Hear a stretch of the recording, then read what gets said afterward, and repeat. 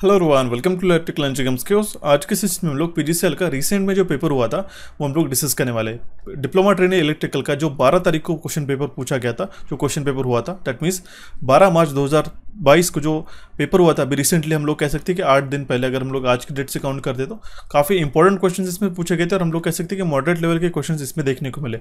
आज के सेशन में हम लोग इस एनी 120 क्वेश्चन जो टेक्निकल क्वेश्चन है उसका सोल्यूशन करने वाला है एक सिंगल सेशन के अंदर। इस सेशन काफ़ी ये इंपॉर्टेंट रहने वाला है आपके हर एक एग्जामिनेशन, स्पेसिफिकली अगर आप यूपीएससीएल जी के एग्जामिनेशन देने वगैरह जा रहे होगे तो ठीक है, काफ़ी इंपॉर्टेंट है। आपको ये सारे क्वेश्चन पूछे, सभी जो है अच्छी तरीके से क्वेश्चन पूछे गए थे, यूनिक क्वेश्चन है, आपको कहीं भी स्किप नहीं करना है। अगर आपको सिंगल सेशन देखना हैवी हो रहा है तो आप 60 क्वेश्चन और 60 क्वेश्चन इस तरीके से 2 पार्ट्स में आप जाके देख सकते हैं, लेकिन कॉन्सेप्ट को माइंड में लीजिएगा, काफ़ी इंपॉर्टेंट है ये सारे क्वेश्चन को एनालाइज करना है। इसके पहले भी मैंने एक जो 27 जो फरवरी 2022 को जो पेपर हुआ था उसका भी हम लोग डिस्कस कर चुके हैं ऑलरेडी। इसका भी लिंक जो है आपको डिस्क्रिप्शन बॉक्स में या फिर आई बटन पे प्रोवाइड कर देते हो, काफ़ी इंपॉर्टेंट है, जाके देख सकते हो, काफ़ी इंपॉर्टेंट है।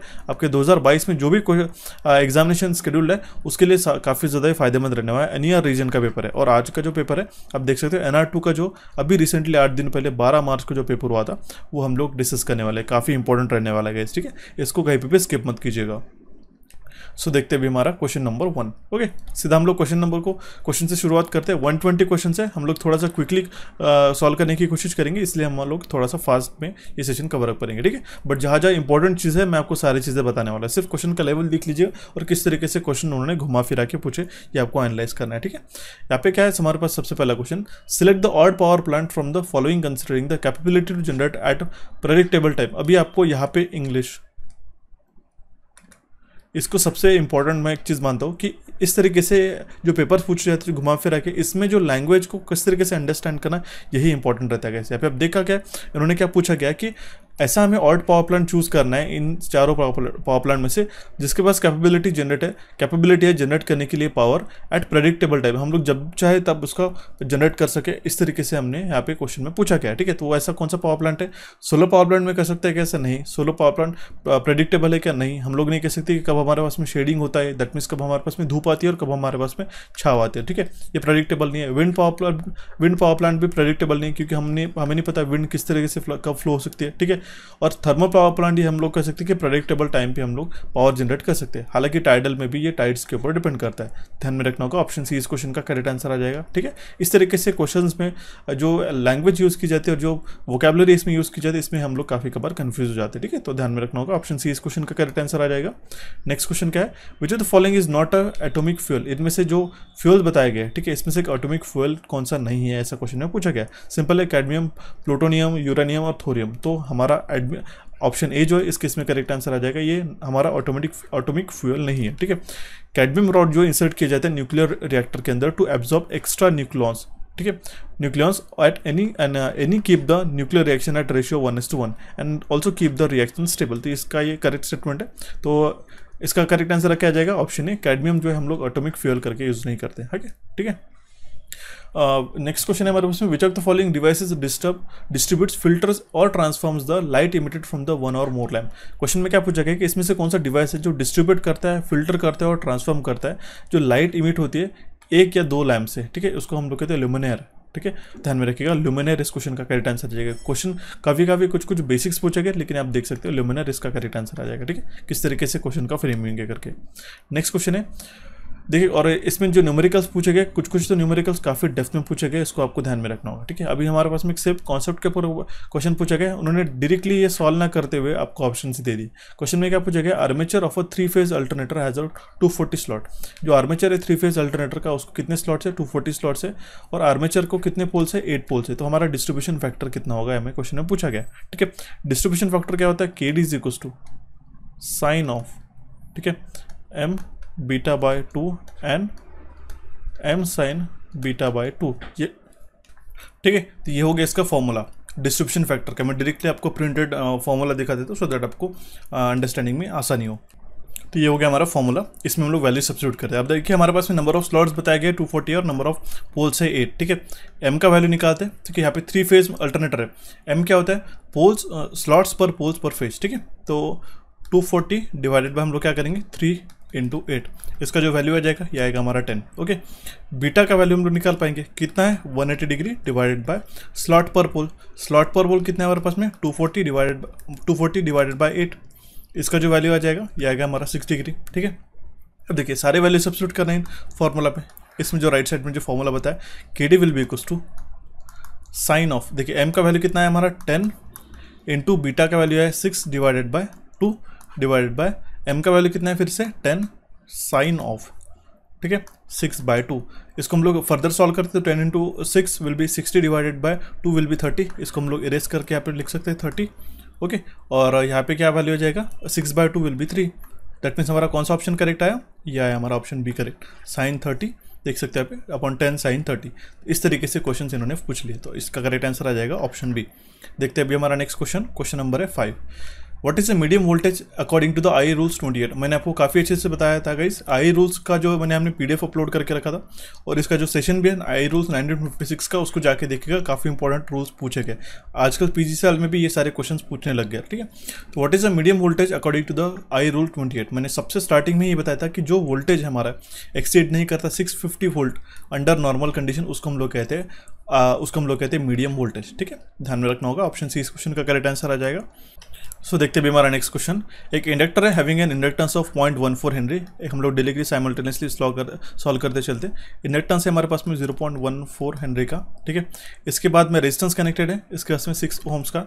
देन हमारे पास में अननोन कैपेसिटेंस है। ठीक है, with the capacitor across 50 hertz supply, इसको हमने 50 हर्ट्ज के सप्लाई साइनोसॉइडल सप्लाई पे साथ कनेक्ट करके रखा है। कैपेसिटेंस का वैल्यू अननोन है अभी भी। ठीक है, 50 हर्ट्ज। ठीक है, अभी क्या पूछा गया, हमें कैपेसिटिव रिएक्टेंस फाइंड आउट करना है। इस कैपेसिटेंस का कैपेसिटिव रिएक्टेंस हमें फाइंड आउट करना है, यही हमारा एम है ultimately. Okay, to give the circuit power factor at 0.6 lagging. ठीक है, 0.6 पावर फैक्टर भी हमारे पास में बताया गया, और सप्लाई वोल्टेज हमारे पास साइनोसॉइडल है। हम लोग स्टेप बाय स्टेप इसको सॉल्व कर लेते हैं। देखिए आपको पता होगा इसकी हमारे पास जो cos phi है, ठीक है, ये 0.6 है, तो हम लोग cos phi को क्या लिखते हैं, इसको लिखते हैं R/Z। ठीक है, cos phi का जो वैल्यू है ये हमारा 0.6 है। ठीक है, R का जो वैल्यू है ये हमारे पास में 6 है। ठीक है, तो हम लोग Z का वैल्यू निकाल सकते हैं, 6 divided by 0.6 it will be equal to 10। ये आ गया हमारे पास में इम्पिडेंस। ओके, इम्पिडेंस से हम लोग डायरेक्टली XC निकाल पाएंगे, उसके लिए हमें हमारे पास में XL का वैल्यू पता होना इंपॉर्टेंट है। XL will be equal to 2πfL। ठीक है, 2π इंटू फ्रीक्वेंसी कितना है 50, और इंडक्टेंस का वैल्यू कितना है 0.14। ठीक है, इसका वैल्यू आता है 44 ओम्स। ठीक है, डायरेक्टली मैं सॉल्व करके बता रहा हूँ यहाँ पे। ठीक है, सॉल्व कर लीजिएगा, काफ़ी इंपॉर्टेंट है, ये क्लोज टू 44 ओम्स ही आता है। ठीक है, जेड स्क्वायर को हम लोग किस तरीके से निकालते हैं, एक फॉर्मूला पता है आपको, रेजिस्टेंस अगर हमें XC निकालना पड़ेगा तो R² plus under of XL minus XC whole square. Okay, Z square कितना हो जाएगा हमारे पास में, 10 का स्क्वायर विल बी 100, रेजिस्टेंस का स्क्वायर कितना है, R का जो वैल्यू है हमारे पास में बताया गया 6 ओम्स है, 6 का स्क्वायर कितना 36 आ जाएगा। ठीक है, XL minus XC whole square. ठीक है, इसको सॉल्व करें तो ये पे 100 minus 36 will be 64 will be equals to XL का भी वैल्यू मैं यहाँ पे सब्स्टिट्यूट कर देता हूँ 44 माइनस, यहाँ पे देखिए डायरेक्टली यहाँ पे मैं लिख लेता हूँ XC का होल स्क्वायर। ठीक है, अब ये जो स्क्वायर है यहाँ पे, इसको स्क्वायर रूट करेंगे हम लोग 64 को, तो इसका जो वैल्यू आएगा, ठीक है, वो आएगा 8 is equals to 44 minus XC। ठीक है, दैट मीन्स XC का जो वैल्यू आता है, ठीक है, ये 44 माइनस 8 गया है, वो आया हमारा 36। ठीक है, 36 ओम्स इसका करेक्ट आंसर आ जाएगा, ये है हमारा correct answer option B.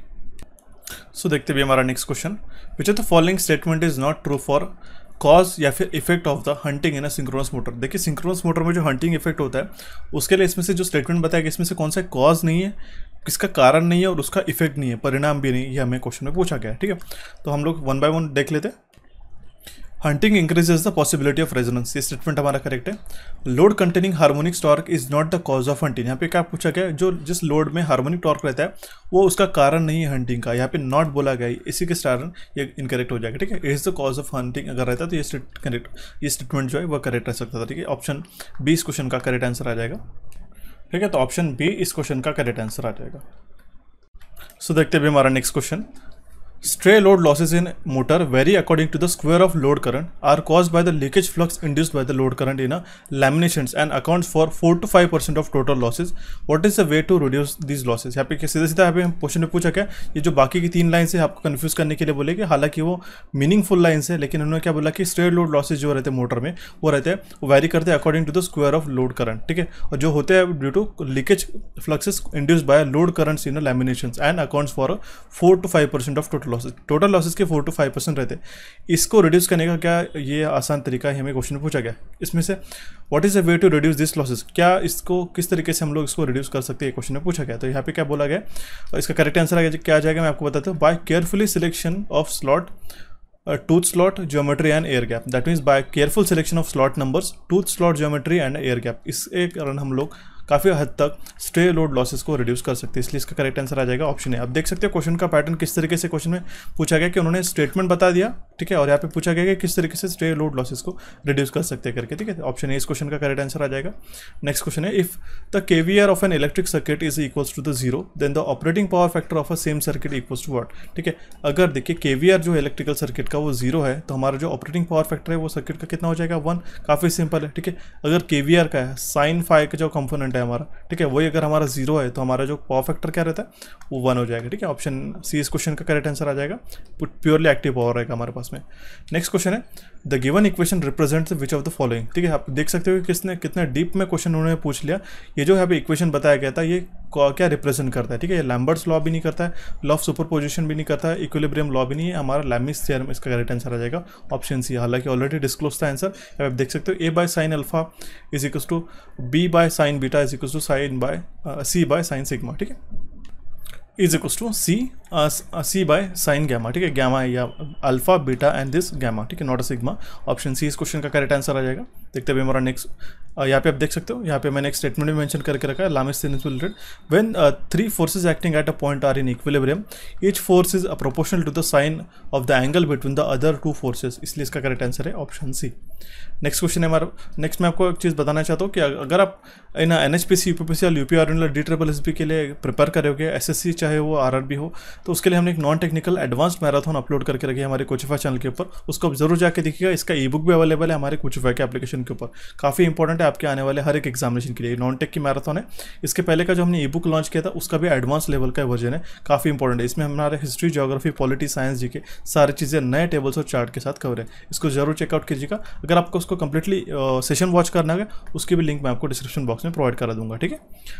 Next question है हमारे पास में, question number 11. What is the thickness of a N type of semiconductor of a PN junction diode use for photovoltaic effect to generate solar energy. देखिए यहाँ पे question में कितना डेप्थनेस है देख सकते हो आप कि जो एन टाइप ऑफ सेमीकंडक्टर है, ठीक है, या फिर जो पीएन जंक्शन में हम लोग यूज़ करते हैं, पीएन जंक्शन डायोड यूज़ करते हैं इसके फोटोवोल्टिक इफेक्ट में सोलर एनर्जी के द्वारा इलेक्ट्रिसिटी जनरेट करने के लिए, उसका थिकनेस आपको पूछा गया है, ठीक है, देख सकते हो.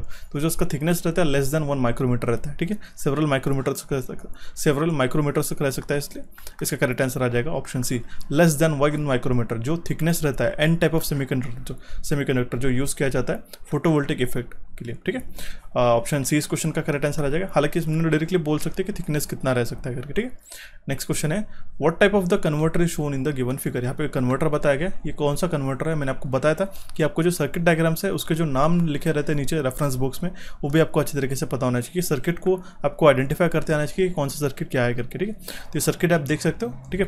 ये सर्किट है हमारा साइक्लो कन्वर्टर का, ठीक है. साइक्लो कन्वर्टर क्या करता है आपको पता होना चाहिए. ये क्या करता है, एसी वोल्टेज को, ठीक है, एक फ्रीक्वेंसी में, ठीक है, कन्वर्ट करता है another frequency without changing the intermediate DC, ठीक है, without an intermediate DC line, ठीक है. तो ध्यान में रखना होगा, साइक्लो कन्वर्टर का ये काम रहता है. ऑप्शन बी इस क्वेश्चन का करेक्ट आंसर आ जाएगा. थोड़ा मैं क्विकली आपको पढ़ाने की कोशिश कर रहा हूँ क्योंकि हमारे पास जो कंप्लीटली क्वेश्चन है 120 क्वेश्चंस को हम लोग एक ही सेशन में डिस्कस करने वाले, ठीक है. नेक्स्ट क्वेश्चन क्या है, which of the following electrical quantities represented by sigma, ठीक है. ये जो सिंबल है ये है हमारा सिग्मा का, ठीक है. सिग्मा से हम लोग क्या रिप्रेजेंट करते हैं, कंडक्टेंस का. इस ध्यान में रखना होगा. ऑप्शन ए इस क्वेश्चन का करेक्ट आंसर आ जाएगा. जैसे आपको पता है resistance R is equals to क्या होता है, रो एल डिवाइड बाय, ये हो गया रेजिस्टेंस का. उसी तरीके से कंडक्टेंस को हम लोग रिप्रेजेंट करते जी से, सिग्मा ए बाय ये एल, ये इसका इनवर्सली प्रोपोर्शनल हो गया, ठीक है, इन्वर्टेड हो गया, ठीक है. ऑप्शन बी इस क्वेश्चन का करेक्ट आंसर आ जाएगा. Option B will be the correct answer in this case. Then the next question is, what is the magnetizing component IM of the no load current and I0 wherein the primary voltage is V1. क्वेश्चन में क्या पूछा गया, what is the magnetising component I M of a no load current I nought where in primary voltage is of V1, ठीक है। तो उसको ध्यान में रखना होगा, I M is equals to क्या हो जाएगा, I nought sine of phi जो लैग कर रहा है V1 को by 90 degree. Option A will be the correct answer in this case. यहाँ पे आप देख सकते हो इसकी इमेज भी, ठीक है।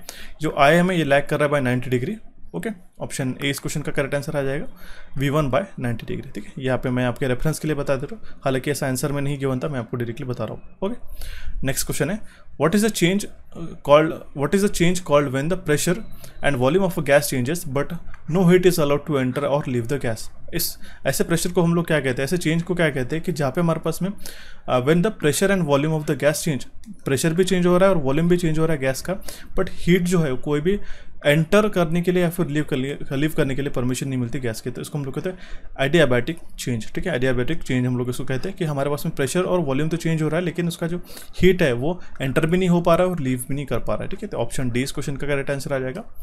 नेक्स्ट क्वेश्चन है, डीसी मशीन के अंदर देखिए काफ़ी सिंपल सा क्वेश्चन था, with the number of poles being equals to 4, ठीक है। Number of pole equals to 4 है हमारे पास में, इसमें से कौन सा स्टेटमेंट जो है पॉसिबल हो सकता है। आपको मैंने बताया था theta electrical is equals to क्या होता है, P/2 थीटा मैकेनिकल, ठीक है। ये फॉर्मूला आपको ध्यान रखने के लिए बताया था।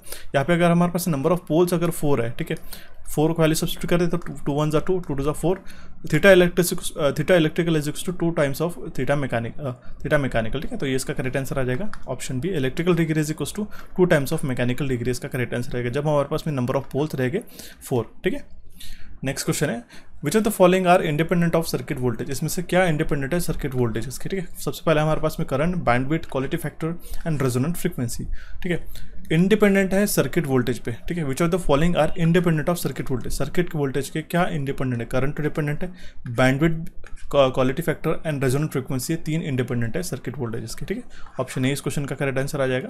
नेक्स्ट क्वेश्चन है, हाउ इज एनर्जी परफॉर्मेंस, ये क्वेश्चन काफ़ी हमें यूनिक लगा है। आप देख सकते हो कि किस तरीके से उन्होंने क्वेश्चन को फ्रेम अप किया है, ठीक है। कुछ क्वेश्चन स्किप करने के लिए थे, आपको उसको गेस वर्क नहीं करना था, ठीक है। अब इसमें से ये क्वेश्चन आपका बनता है, question number 18, how is the energy performance of a plant is measured, energy performance जो है प्लांट का किस तरीके से मेजर करते हैं, उसका करेक्ट आंसर है ऑप्शन बी। मैं आपको यहाँ पे डिटेल में बता देता हूँ क्योंकि आपको समझ में नहीं आएगा, मैं आपके लिए फॉर्मूला मेंशन करके रख रहा हूँ। Plant energy performance equals to क्या होता है, reference year equivalent minus current years energy upon reference years equivalent multiplied by 100, यही हमारा ऑप्शन बी में गिवन है, ठीक है। ऑप्शन बी इस क्वेश्चन का करेक्ट आंसर आ जाएगा। इस क्वेश्चन को आप चाहे तो स्किप भी कर सकते थे, ठीक है।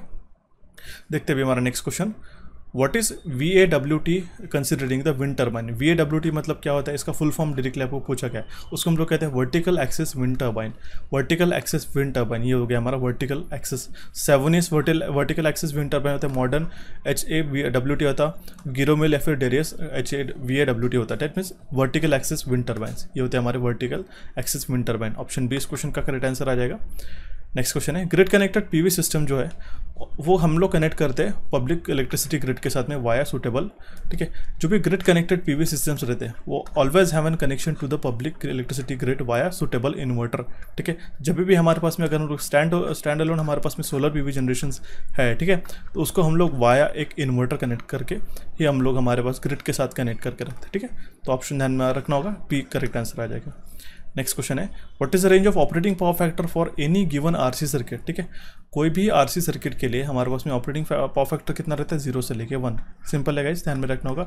RC दैट मीन्स हमारे पास में रेजिस्टेंस है देन कैपेसिटर, ओके। इसका पावर फैक्टर लाई करेगा बिटवीन 0 to 1।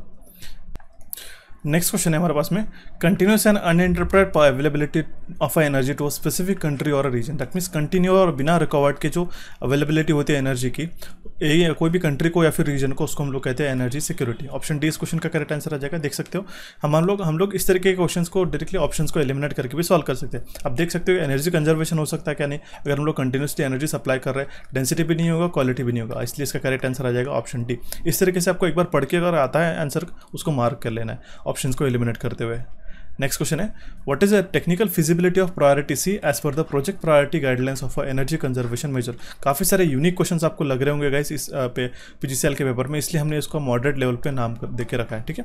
ध्यान में देख सकते हो UPPCL में इस तरीके से क्वेश्चन पूछे गए थे 2021 में। क्वेश्चन में क्या पूछा गया हमारे पास में, टेक्निकल फिजिबिलिटी क्या है प्रायोरिटी सी की एज पर the project priority guidelines for energy conservation measures. तो वो है हमारा एग्जिस्टिंग टेक्नोलॉजीज इन एडेक्वेट। आपके लिए मैंने काफ़ी इंपॉर्टेंट सा टेबल यहाँ पे प्रोवाइड कर रहा हूँ, इसमें मेंशन किया गया गया what is technical feasibility, technical feasibility पूछी गई प्रायोरिटी सी की, ठीक है, तो वो है हमारे पास में एग्जिस्टिंग टेक्नोलॉजीज इनएडेक्वेट, ठीक है, तो आपको ध्यान में रखना होगा, ये टेबल काफ़ी इंपॉर्टेंट है, पीजीसीएल में नेक्स्ट में भी पूछ सकता है। ऑप्शन डी इस क्वेश्चन का करेक्ट आंसर आ जाएगा।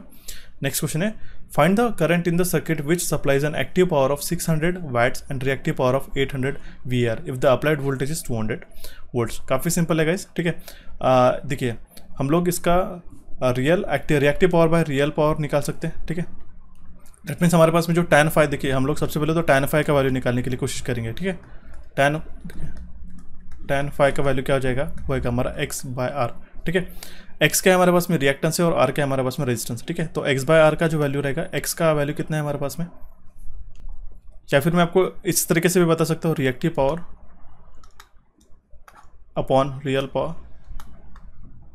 इज इक्वल्स टू क्या हो जाएगा हमारे पास में, ठीक है, x/r, ठीक है। x का इसको हम लोग सब्स्टिट्यूट करते हैं डायरेक्टली, x का जो वैल्यू है हमारे पास में 800 है और रिएक्टिव पावर का रियल पावर हमारे पास में कितना है 600, ओके, जिसका वैल्यू आएगा 1.33, ठीक है। दैट मीन्स हमने क्या निकाल लिया, ये हमने tan phi का वैल्यू निकाल लिया 1.33। इसका अगर हम लोग इन्वर्स निकालते तो जो फाई का वैल्यू आता है वो आता है हमारे पास में 53.13 डिग्री, ठीक है, ये हो गया हमारे पास में फाई का वैल्यू, ओके। अब देखिए रियल एक्टिव पावर हम लोग किस तरीके से निकालते हैं, VI cos phi, जो पावर फैक्टर निकालते हैं cos phi, ठीक है, इसको हम लोग निकालेंगे cos ऑफ 53.13 जो वैल्यू आता है वो आएगा हमारे पास में 0.6। ये देखिए सारे कैलकुलेशन बेस्ड क्वेश्चन पूछे गए थे, ठीक है, कुछ ठीक है। 0.6 इसका cos phi का वैल्यू आता है, उसके बाद में हम लोग निकाल सकते हैं बाकी के वैल्यूज, ठीक है। इसको हम लोग फिलहाल एलिमिनेट कर देते हैं। इसके हालांकि काफ़ी डिफरेंट वेज भी हो सकते हैं, आप कोई भी शॉर्टकट अप्लाई कर सकते हो गाइस, ठीक है, बट एक मैं नॉर्मल मेथड्स बता रहा हूँ। 600 इज इक्वल्स टू क्या हो जाएगा 200 multiplied by I into 0.6, okay. तो I का जो वैल्यू आ जाएगा इसमें 5 एम्पियर, ठीक है। ऑप्शन ए इस क्वेश्चन का करेक्ट आंसर है। काफ़ी सिंपल सा सर्किट पूछा गया था, लेकिन कुछ कैलकुलेटिव्स भी यहाँ पे देखने को मिल सकते हैं। नेक्स्ट क्वेश्चन है question number 25, which of the following is not a possible system of electric power transmission, इसमें से कौन सा एक पॉसिबल सिस्टम नहीं है इलेक्ट्रिक पावर ट्रांसमिशन का। हालांकि हमने ट्रांसमिशन और डिस्ट्रीब्यूशन का जो हमारा रिसेंट पेड कोर्स है उसके अंदर मैंने आपको ये बता दिया था। काफ़ी सिंपल सा क्वेश्चन है, हालांकि इसमें ये हो जाएगा हमारा option C AC 3 phase 5 wire system. 5 wire system होता है क्या, नहीं, हमारे पास में 4 वायर सिस्टम होता है।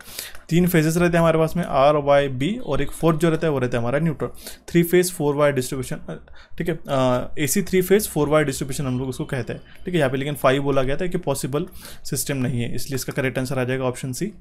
नेक्स्ट क्वेश्चन है हमारे पास में energy consumption divided by GDP को हम लोग क्या कहते हैं, ठीक है। काफ़ी इंपॉर्टेंट क्वेश्चन है, ध्यान से देखिएगा। एनर्जी कंजम्पशन बाय GDP इस रेशियो को हम लोग कहते हैं एनर्जी इंटेंसिटी, ठीक है। एनर्जी इंटेंसिटी क्या होती है, एक रेशियो होता है gross inland energy consumption and gross domestic product, ठीक है, GDP, वो कैलकुलेट किया जाता है फॉर अ कैलेंडर ईयर। तो इसलिए इसका करेक्ट आंसर आ जाएगा ऑप्शन ए। देखिए काफ़ी ये यूनिक क्वेश्चन हमें लगा इसमें से। नेक्स्ट क्वेश्चन है select the odd one out of the following and considering the commercial and non commercial energy sources.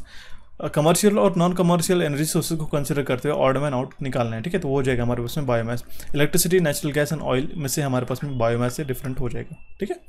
Next question है हमारे पास में which of the following graphs represented DC series motor. In graphs में से आप आसानी से पता कर सकते हो कि इसमें से DC सीरीज मोटर का ग्राफ कौन सा है, ये हमारा ऑप्शन डी, ठीक है। इस तरीके से यहाँ पे Y एक्सिस पे टॉर्क है और X एक्सिस पे हमारे पास में स्पीड, ये होता है हमारा DC सीरीज मोटर का, क्योंकि आपको हाईएस्ट टॉर्क मिलता है लोएस्ट स्पीड पे और लोएस्ट टॉर्क मिलता है हाईएस्ट स्पीड पे, ठीक है। तो आप ध्यान में रख सकते हो, ऑप्शन डी इस क्वेश्चन का करेक्ट आंसर रहेगा। काफ़ी सिंपल सा क्वेश्चन पूछा गया था, ठीक है। आप बाकी के भी ग्राफ अच्छी तरीके से ध्यान में रख लीजिएगा बाकी DC मोटर्स के लिए आने वाले एग्जामिनेशन के लिए। नेक्स्ट क्वेश्चन है हमारे पास में define the phase angle error. ये भी थोड़ा मॉडरेट क्वेश्चन लगा हमें, काफ़ी सारे स्टूडेंट्स को इसमें दिक्कत जा सकती थी। फेज एंगल एरर पता करना था इन अ करंट ट्रांसफार्मर इंस्ट्रूमेंट, ठीक है। That means phase angle error theta का जो हमें वैल्यू है करंट ट्रांसफार्मर में, ये हमें पता करने के लिए बोला गया था। तो इसलिए इसका करेक्ट आंसर है ऑप्शन ए। मैं आपको डायरेक्टली बता देता हूँ, यहाँ पे IM cos del minus IC sine del upon NIS degree, ये इसका करेक्ट आंसर हो जाता है, ठीक है। मैं डायरेक्टली हाईलाइट कर देता हूँ, आप देख सकते हो इसमें जो इसकी वैल्यूज़ है। IM क्या होता है, magnetising component of exciting current, ये दिया हुआ था। डेल भी है angle between secondary induce voltage and secondary current. IC क्या है, कोर लॉस कंपोनेंट है एग्जिस्टिंग एक्साइटिंग सर्किट्स का, और N जो है टर्न्स रेशियो है, IS जो है secondary winding current and whereas IP is a primary winding current. ये जो फॉर्मूला ये ध्यान में रख लीजिएगा, बाकी आप इसको स्किप करिएगा। ये कभी कभार हमारे पास में ये छोटे छोटे जो वैल्यूज है इधर उधर कर देते हैं, ठीक है, इसमें हमारे पास में कन्फ्यूजन हो जाता है। एक बार फिर से पढ़ देते हो IM, यहाँ पे IM के बदले I म्यू भी आ सकता है, ठीक है, कन्फ्यूजन नहीं होना है। IC के बदले IW भी आ सकता है, ठीक है। ये आपको चीज़ें ध्यान में रखनी होगी, ठीक है। नेक्स्ट क्वेश्चन है, which of the following statement is true for a slip ring induction motor. Slip ring induction motor से रिलेटेड इसमें से कौन सा स्टेटमेंट करेक्ट है पूछा गया, ठीक है। तो इसलिए इसका करेक्ट आंसर आ जाएगा option A, efficiency is less, ठीक है। Construction is very simple, construction complicated रहता है क्योंकि इसमें स्लिप रिंग इन्वॉल्व रहती है। फ्रीक्वेंट मेंटेनेंस रिक्वायर्ड नहीं बोल रहा है लेकिन रिक्वायर्ड रहता है, ठीक है। स्टार्टिंग टॉर्क काफी लो रहता है और कैनॉट बी इंप्रूव। देखिए स्टार्टिंग टॉर्क हाई रहता है और उसको हम लोग इंप्रूव भी कर सकते हैं बाय एडिंग एक्सटर्नल रेजिस्टेंसेस, ठीक है। एक्सटर्नल रेजिस्टेंस हम लोग ऐड कर सकते हैं वाया स्लिप रिंग, इसलिए इसका करेक्ट आंसर क्या जाएगा, efficiency is less. Next question is, which of the following is a non contact measurement used in a energy audit exercise for speed measurement, ठीक है। नॉन कॉन्टैक्ट स्पीड मेजरमेंट के लिए जो एनर्जी ऑडिटिंग करते हैं, आप देख सकते हो एनर्जी ऑडिटिंग में भी काफ़ी सारे क्वेश्चन आपको पूछे गए, तो वो होता है हमारा स्ट्रोबोस्कोप, ठीक है। स्ट्रोबोस्कोपिक स्पीड मेजरमेंट हम लोग यूज़ कर सकते हैं। आपके अंडरस्टैंडिंग के लिए यहाँ पे मैंने इमेज और गिफ मेंशन करके रखा है, यहाँ पे देख सकते हो। इस रोटेटिंग व्हील का हम लोग speed by using this stroboscopic method से स्ट्रोबोस्कोपिक स्पीड मेजरमेंट डिवाइसेस से हम लोग कर सकते हैं, ठीक है। तो आपको ध्यान में रखना होगा, ऑप्शन बी इस क्वेश्चन का करेक्ट आंसर आ जाएगा। ओके, नेक्स्ट क्वेश्चन है, the reactance offered by capacitor to alternating current of a frequency F is 10 ohms, ठीक है। जो भी रिएक्टेंस ऑफर होता है कैपेसिटर का by alternating current of a frequency F is 10 ohms, अगर हमने फ्रीक्वेंसी 2f कर दी तो रिएक्टेंस कितना हो जाएगा, हमें क्वेश्चन में पूछा गया। आपको सिंपल इसमें फॉर्मूला ध्यान में रखना है, एक्स इज इक्वल्स टू क्या होता है 1/2 पाई FC। अब देखिए फर्स्ट जो रिएक्टेंस ऑफर होता है 10 ओम्स है, ठीक है। जब हमारे पास में फ्रीक्वेंसी f है, अगर इसको हम लोग ट्वाइस f कर दिया, ठीक है, तो ये जो है वो डायरेक्टली हाफ हो जाएगा क्योंकि XC जो है वो इन्वर्सली प्रोपोर्शनल है फ्रीक्वेंसी से। इसको अगर हमने डबल कर दिया तो ये हाफ हो जाएगा 5 ओम्स। ऑप्शन डी इस क्वेश्चन का करेक्ट आंसर आ जाएगा। नेक्स्ट क्वेश्चन है हमारे पास में, an earth tester is special type of megger with some additional constructional feature, what are this feature. एक अर्थ टेस्टर जो होता है एक स्पेशल टाइप ऑफ मेगर रहता है जिसमें कुछ एडिशनल कंस्ट्रक्शनल फीचर्स रहते हैं, जिसमें फीचर्स में क्या है, आप देख सकते हो यहाँ पे मेगर में रिलेटेड आपको इतना सिंपल क्वेश्चन नहीं पूछा है कि इसके अंदर क्या क्या रहता है, ये आपको पूछ लिया। इसलिए मैं आपको बता दूँ कि कंस्ट्रक्शनल फीचर्स भी आपको ध्यान में रखना होगा। ओके, यहाँ पे क्या आता है हमारे पास में, रोटेटिंग करंट रिवर्सर भी रहता है और रेक्टिफायर भी रहता है। आप इस इमेज में ध्यान में देख सकते हो, ठीक है। रोटेटिंग करंट रिवर्सर रहता है, ठीक है, और हमारे पास में रेक्टिफायर भी इसमें इंक्लूडेड रहता है। देखिए यहाँ पे कहाँ से क्वेश्चन उन्होंने ढूंढ के लाया, काफ़ी मॉडरेट लेवल के क्वेश्चन हमें भी लगे इस PGCL में क्वेश्चन में पूछा गया, तो ठीक है ऑप्शन ए इस क्वेश्चन का करेक्ट आंसर रहेगा। इसी तरीके से आपको प्रिपरेशन जारी रखनी है गाइस। नेक्स्ट क्वेश्चन है, एक 0 to 100 volt moving coil volt meter है जिसका इंटरनल रेजिस्टेंस है 2 ओम्स, यूज़ किया गया to measure a voltage up to 200 volt. तो एडिशनल रेजिस्टेंस कितना ऐड करेंगे हम लोग सीरीज में वोल्ट मीटर के, ठीक है। ये हमें क्वेश्चन में पूछा गया, आपके लिए होमवर्क दे रहा हूँ। इस तरीके से काफ़ी हमने मेजरमेंट में क्वेश्चन सॉल्व कर लिए, आप मुझे इसका करेक्ट आंसर मेंशन करके बताइए। काफ़ी सिंपल है, ठीक है। अगर आपको डिस्क्रिप्टिव लिखते हो कमेंट बॉक्स में तो काफ़ी अच्छी बात रहेगी, ठीक है। डायरेक्टली आंसर मार्क करने से बेटर है कि आप इसका एक ब्रीफ डिस्क्रिप्शन लिख के भी आप इसका करेक्ट आंसर मुझे कमेंट बॉक्स में कमेंट कर सकते हो। क्वेश्चन नंबर है 34।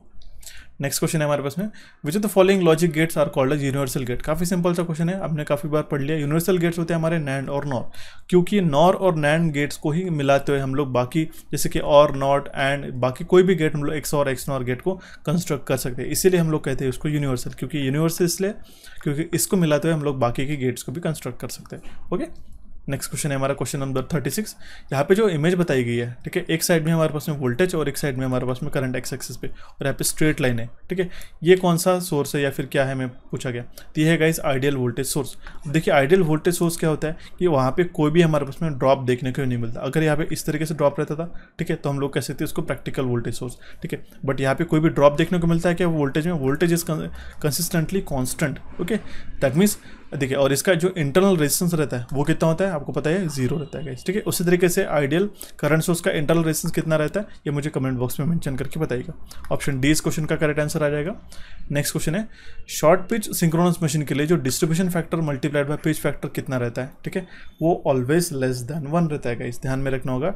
जो शॉर्ट पिच सिंक्रोनस मशीन है उसके लिए डिस्ट्रीब्यूशन फैक्टर को मल्टीप्लाई करते बाय पिच फैक्टर तो वो ऑलवेज लेस देन 1 रहता है। ऑप्शन बी इस क्वेश्चन का करेक्ट आंसर आ जाएगा। नेक्स्ट क्वेश्चन है, find the current flowing through a 10 ohms resistance. ये मैंने आपको होमवर्क के तरीके से दिया था गाइस, काफ़ी इंपॉर्टेंट और इंटरेस्टिंग क्वेश्चन हमें लगा था, ठीक है। हमने टेलीग्राम चैनल पे भी ये पोस्ट किया था, ठीक है। तो यहाँ पे इस 10 ओम्स के रेजिस्टेंस में यहाँ पे जो वैल्यू है ये 1 ओम्स का है, ये 5 ओम्स का है, ये हमारे पास में 3 ओम्स का है, और ये 4 ओम्स का, और यहाँ पे 10 ओम्स का, और यहाँ पे सप्लाई वोल्टेज है 10 वोल्ट्स का, ठीक है। तो यहाँ पे जो 10 ओम्स का जो रेजिस्टेंस है इसमें से कितना करंट फ्लो होगा, इसके काफ़ी डिफरेंट वेज है गाइज, मैं आपको बता सकता हूँ। इसको हम लोग थेवेनिन थ्योरम से भी डायरेक्टली सॉल्व कर सकते हैं, ठीक है। आपको एक चीज़ बता दूँ, हम लोग पोटेंशियल निकाल सकते हैं VA और VB का, ठीक है। VA और VB का इस पोटेंशियल निकाल लेते हैं तो हम लोग डायरेक्टली इसमें से करंट कितना फ्लो हो सकता है ये पता कर सकते हैं, ठीक है। इसको निकालने के लिए हम लोग किस तरीके से निकालेंगे, VA will be equals to क्या, ठीक है, 10 मल्टीप्लाइड बाय, ठीक है, मेन सप्लाई वोल्टेज है हमारे पास में 10 मल्टीप्लाइड बाय इसके अपोजिट का लेना पड़ेगा 5, ठीक है, 5 डिवाइडेड बाय 6, ठीक है, 5 डिवाइडेड बाय 1 + 5 विल बी 6, ठीक है, इसका वैल्यू आता है 8.33। ओके, उसी तरीके से वी बी का वैल्यू आ जाता है 10 इंटू, ठीक है, 10 इंटू यहाँ पे आ जाएगा हमारे पास में 3 डिवाइडेड बाय 7 इक्वल्स टू क्या हो जाएगा 4.28, ठीक है। वी ए और वी बी इसका डिफरेंस कितना आ जाएगा, इन दोनों का डिफरेंस, दैट मीन्स इस वोल्टेज हम लोग डायरेक्टली निकाल पाएंगे, पोटेंशियल ये आ जाएगा हमारे पास में 4.04 वोल्ट, ठीक है।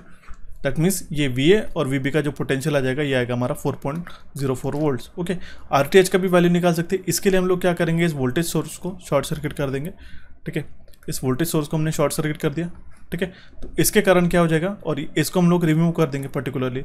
ओके, इस तरीके से इसको शॉर्ट करने के बाद और इसको रिमूव करने के बाद में जो हमारे पास में सर्किट बनता है, ठीक है, वो बनेगा हमारा इसका पैरेलल, ठीक है, तो 1 × 5, ठीक है, अपॉन इसका टोटल रेजिस्टेंस कितना आ जाएगा 6 + 4 × 7/7, ठीक है, इसका वैल्यू आएगा 2.55 ओम्स, ठीक है।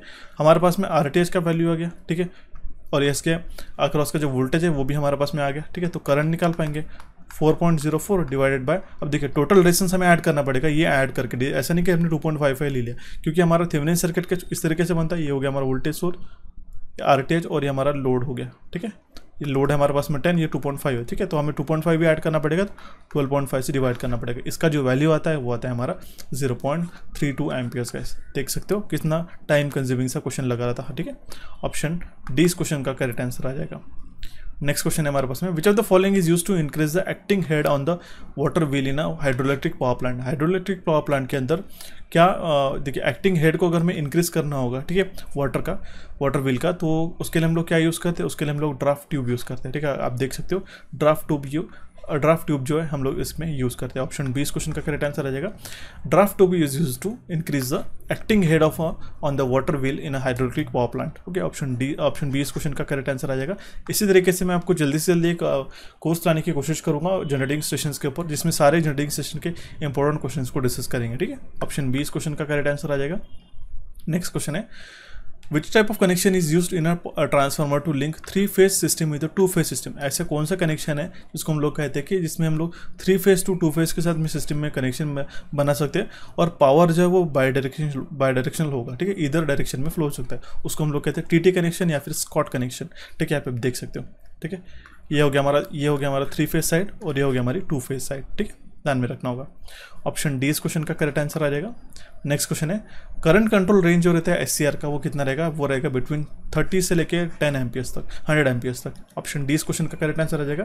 करंट कंट्रोल जो रेंज है हमारे एससीआर का, ठीक है, विदाउट गेटिंग डैमेज, वो रहता है हमारा 30 to 100 एम्पियर्स। काफ़ी यूनिक क्वेश्चन पूछे गए थे और काफ़ी इन डेप्थ अलग अलग सोर्सेज से उन्होंने क्वेश्चन पिकअप किया। ऐसा नहीं कि आपने एक कोई रेफरेंस बुक ले लिया और वहीं से उन्होंने क्वेश्चन पूछ लिया, ऐसा बिल्कुल भी नहीं। हमने देखा कि काफ़ी डिफरेंट सोर्सेज से भी क्वेश्चन इन्होंने पूछा। अगर आपको पता करना है तो मुझे ज़रूर पूछिएगा ज़रूर, ठीक है। नेक्स्ट क्वेश्चन है, why is the rotor bar of a squirrel cage rotor permanently short circuited at the ends, ठीक है। जो स्क्विरल केज रोटर रहता है परमानेंटली शॉर्ट सर्किटेड क्यों किया जाता है एट द एंड्स, ठीक है, उसका करेक्ट आंसर रहता है to ensure the insertion of external resistance is not possible. जो भी हम लोग एक्सटर्नल रेजिस्टेंस ऐड करते हैं उसका पॉसिबिलिटी जीरो करने के लिए, उसको हम लोग इम्पॉसिबल करने के लिए हम लोग उसका जो स्क्विरल केज रोटर है वो एंड सर्किट जो रहते हैं वो शॉर्ट सर्किट किए जाते हैं, ठीक है। इसके हालांकि डिफरेंट और भी रीजंस है, जस्ट एक नॉर्मल रीजन आपको यहाँ से बता रहा हूँ, लेकिन इसके जो रीजंस होते हैं वो काफ़ी डिफरेंट भी हो सकते हैं, but according to the option ये इसका करेक्ट आंसर आ जाएगा, to ensure that insertion of external resistance is not possible, ठीक है। यहाँ पे क्या पूछा गया था ऑप्शन ए में, to reducing the magnetic hum and locking tendency, ये भी गलत हो जाएगा, और to prevent short circuit and to eliminate the chances of open circuit, ये इनकरेक्ट हो जाएंगे विथ रिलेटेड टू दिस, ठीक है। नेक्स्ट क्वेश्चन है हमारे पास, question number 43, a measuring instrument is said to be a dead beat. देखिए मैंने आपको ये बताया था गाइस एक मेजरमेंट के सेशन में, डेड बीट करके क्या होता है। डेड बीट मतलब होता है कि जब भी हमारा इंस्ट्रूमेंट क्रिटिकली डैम्प रहता है, क्रिटिकली डैम्प कर रहता है, उसको हम लोग कहते हैं डेड बीट। ऑप्शन सी इस क्वेश्चन का करेक्ट आंसर आ जाएगा। That means a measuring instrument is said to be a dead beat when the instrument is critically damped. Option C इस क्वेश्चन का करेक्ट आंसर आ जाएगा। नेक्स्ट क्वेश्चन है, which of the following is called a service mains. Service mains हम लोग किसको कहते हैं, जो कंडक्टर कनेक्ट करता है कंज्यूमर्स टर्मिनल का, consumers terminal to the distributor, उसको हम लोग कहते हैं सर्विस मेन्स। ये भी हमने ट्रांसमिशन वाले कोर्स में बताया था कि डिस्ट्रीब्यूटर से जब हम लोग कंज्यूमर टर्मिनल के साथ कनेक्शन लेते हैं उसको हम लोग कहते हैं service mains. Okay, next question है, what is per unit regulation in a transformer. जब हमारा V20 है, ये है हमारा secondary terminal voltage on a no load, and V2 जो है, ठीक है, ये हमारा secondary terminal voltage on a given load. काफ़ी सिंपल है, वोल्टेज रेगुलेशन का वैल्यू पूछा गया, V20 माइनस V2 अपॉन इसका क्या हो जाएगा V2, ठीक है, ये आ जाएगा इसका परसेंटेज रेगुलेशन। ऑप्शन बी इस क्वेश्चन का करेक्ट आंसर आ जाएगा गाइस। देखते हैं हमारा next question, LT to the power -2 is a dimension of which of the following quantities. इसका जो एक फॉर्मूला चार्ट है, ठीक है, डायमेंशन वाले जो यूनिट्स रहते हैं उसका मैं फॉर्मूला चार्ट जल्दी से जल्दी अपलोड करने की कोशिश करूंगा, सारी चीज़ें एक बार ध्यान में रख सकते हो, ठीक है, या फिर फिजिक्स से क्वेश्चन पूछा गया इस तरीके से हमें लग रहा है, ठीक है। हालांकि इलेक्ट्रिकल से रिलेटेड है, बट आप देख सकते हो क्वेश्चन के लेवल उन्होंने कहाँ से चूज़ किए। तो ऑप्शन बी इस क्वेश्चन का करेक्ट आंसर आ जाएगा, ये रिलेट करता है डायमेंशनल क्वांटिटी एक्सेलरेशन से, ठीक है। नेक्स्ट क्वेश्चन है, इन अ 4 पोल लैप वाउंडेड डीसी मशीन। एक देखिए लैप वाउंडिंग में क्या रहता है, ठीक है, मैंने आपको बताया था शॉर्ट टेक्निक है, A is equals to P, that means number of parallel path, ठीक है, is equals to number of poles रहता है। यहाँ पे क्या पूछा गया, हमारे पास में A और P का जो वैल्यू है 4 ही है, ठीक है, तो हमारे पास में इसका जो वैल्यू रहेगा वो आ जाएगा डायरेक्टली 4, ठीक है। नंबर ऑफ पोल्स, अब देखिए जो लैप वाउंडिंग में जो नंबर ऑफ पैरेलल पाथ रहते हैं वो रखते हैं number of total number of poles पे, ठीक है, इसीलिए जो नंबर ऑफ ब्रशेज भी रहते हैं, ठीक है, उसकी भी वैल्यू इक्वल हो जाती है टोटल नंबर ऑफ पोल्स, ठीक है, ये आपको ध्यान में रखना होगा, इसलिए इसका हम लोग सारे वैल्यू सब्स्टिट्यूट कर देते हैं, 4 आ जाएगा। ऑप्शन डी इस क्वेश्चन का करेक्ट आंसर आ जाएगा, ठीक है। नेक्स्ट क्वेश्चन है, which of the following is the best considering the speed of operation. काफी इंटरेस्टिंग क्वेश्चन है, देखिए गलत आंसर मत कीजिए, मार्क करेगा, 48 नंबर का क्वेश्चन है, ठीक है, मार्क करके मुझे कमेंट बॉक्स में इसका करेक्ट आंसर बताएगा। क्वेश्चन में क्या है ध्यान से देख लीजिएगा, स्पीड ऑफ ऑपरेशन के अकॉर्डिंगली इसमें से कौन सा पावर सेमीकंडक्टर डिवाइस बेस्ट है, SCR, IGBT, MOSFET या फिर BJT, ठीक है, आपको होमवर्क की तरह से दे रहा हूँ, जो भी होमवर्क करके मार्क करके रख रहा हूँ वो ये आपका जो इंटेलेक्चुअल लेवल आपको सोच बढ़ा सके, इसलिए मैं आपको ये मेंशन करके बताता हूँ। इसका आंसर मुझे ज़रूर दीजिएगा, और खुद भी अगर आप आंसर नहीं भी देते हो तो भी चलेगा, बट आप इसका ढूंढने की कोशिश करिएगा कि कौन से पावर सेमीकंडक्टर का डिवाइसेस का स्पीड हाई रहता है, लो रहता है, ये आपके भी फायदेमंद के लिए, ठीक है, इसलिए आप आपको देख सकते हैं क्वेश्चन भी ऐसा ही पूछा गया है। नेक्स्ट क्वेश्चन है, which of the following comes under the category of potential energy. Potential energy के अंडर इसमें से कौन सी चीज़ आती है, ठीक है, इलेक्ट्रिकल एनर्जी, थर्मल, न्यूक्लियर या फिर साउंड एनर्जी। तो पोटेंशियल फॉर्म ऑफ एनर्जी जो है उसके अंदर न्यूक्लियर एनर्जी आती है, ठीक है, ध्यान में रखिएगा। ऑप्शन सी इस क्वेश्चन का करेक्ट आंसर आ जाएगा। डिफरेंट फॉर्म्स ऑफ एनर्जी क्या आते हैं पोटेंशियल और काइनेटिक में। पोटेंशियल में आता है हमारे उसमें chemical, stored mechanical energy, gravitational potential energy और न्यूक्लियर एनर्जी। ये टेबल काफ़ी इंपॉर्टेंट है आपके लिए, मैं मेंशन करके रख रहा हूँ, इनकेस अगर आपको ऐसे क्वेश्चन पूछेंगे तो आपको इस टेबल से फायदा हो सके, ठीक है। नेक्स्ट क्वेश्चन है guys, reference year equivalent equals to क्या होता है, reference year energy use multiplied by production factor, ठीक है, ध्यान में रखिएगा। मेजरिंग एनर्जी परफॉर्मेंस में ही से ये 2 क्वेश्चन पूछे गए थे उन्होंने, ठीक है, 2 क्वेश्चन हमें पता है इसमें से ये कहाँ से क्वेश्चन पूछे गए थे, तो काफ़ी इंटरेस्टिंग मैं आपको चीज़ें बता रहा हूँ, इंपॉर्टेंट है ये सारे क्वेश्चन, ठीक है। रेफरेंस ईयर इक्विवेलेंट मतलब क्या होता है, reference year energy use multiplied by production factor, okay, option C इस क्वेश्चन का करेक्ट आंसर आ जाएगा। नेक्स्ट क्वेश्चन है, which part of a wind power plant senses the direction of wind. इसमें से कौन सा जो विंड पावर प्लांट का जो पोर्शन है जो सेंस करता है हमारे पास में डायरेक्शन ऑफ विंड, हवा कहाँ से आ रही है, ठीक है, और वो क्या करता है डायरेक्ट, ये PLC के थ्रू जो हमें सेंसर्स, दैट मीन्स PLC को डायरेक्ट करता है, ठीक है, उसके कारण क्या होता है PLC faces the blades in such way that it cuts the maximum wind. अगर हम मान लो यहाँ से विंड्स आ रही है, ठीक है, और हमारा डायरेक्शन कुछ इस तरीके से इस एंड में है, ठीक है, तो ये PLC को सेंस करके बताता है सिग्नल, और PLC का हमारे पास इस तरीके से सिग्नल देता है कि हम लोग मैक्सिमम विंड को कट कर सके, ठीक है, उसको हम लोग कहते हैं विंड वेन, ठीक है। इससे आप इमेज के द्वारा काफ़ी अच्छी तरीके से समझ सकते हो। ये है हमारा गाइस, ये इसमें एंगल ट्रांसड्यूसर रहता है जो सिग्नल करता है हमारे पास PLC को, और ये विंड वेन टेल रडर जो रहता है ये हमारे पास में विंड के डायरेक्शन को मेजर करता है। विंड के डायरेक्शन को मेजर नहीं करता है, एक्चुअली डिटेक्ट करता है कि विंड किस तरीके से आ रही है। अब विंड की डायरेक्शन किस तरीके से रहेगी, इस तरीके से, ठीक है, ध्यान में रखिएगा। ऑप्शन बी इस क्वेश्चन का करेक्ट आंसर आ जाएगा। आई होप को क्वेश्चन समझ में आया होगा। नेक्स्ट क्वेश्चन है, which of the following is not used as a deflecting force in a indicating instrument. Indicating instrument में इसमें से कौन सा डिफ्लेक्टिंग फोर्स करके यूज नहीं किया जाता है। तो काफी सिंपल सा क्वेश्चन है गाइस, इसमें से एडी करंट इफेक्ट यूज नहीं किया जाता है, केमिकल इफेक्ट, थर्मल इफेक्ट और इंडक्शन इफेक्ट यूज किया जाता है, ठीक है। नेक्स्ट क्वेश्चन है, सिंगल फेस ट्रांसफार्मर में जो मैक्सिमम एफिशिएंसी ऑकर होती है 75% पे, ठीक है, 75% ऑफ फुल लोड पे, ठीक है, तो उसके इसमें iron loss eight a full load upon copper loss eight a full load का रेशियो क्या होगा, ये हमें क्वेश्चन में पूछा गया है, ठीक है। एक कंडीशन मैंने आपको बताई थी for maximum efficiency eight x% of full load, ठीक है। x% ऑफ फुल लोड जो मैं आपको बता रहा हूँ वो होता है हमारा √WI/WCU, ओके।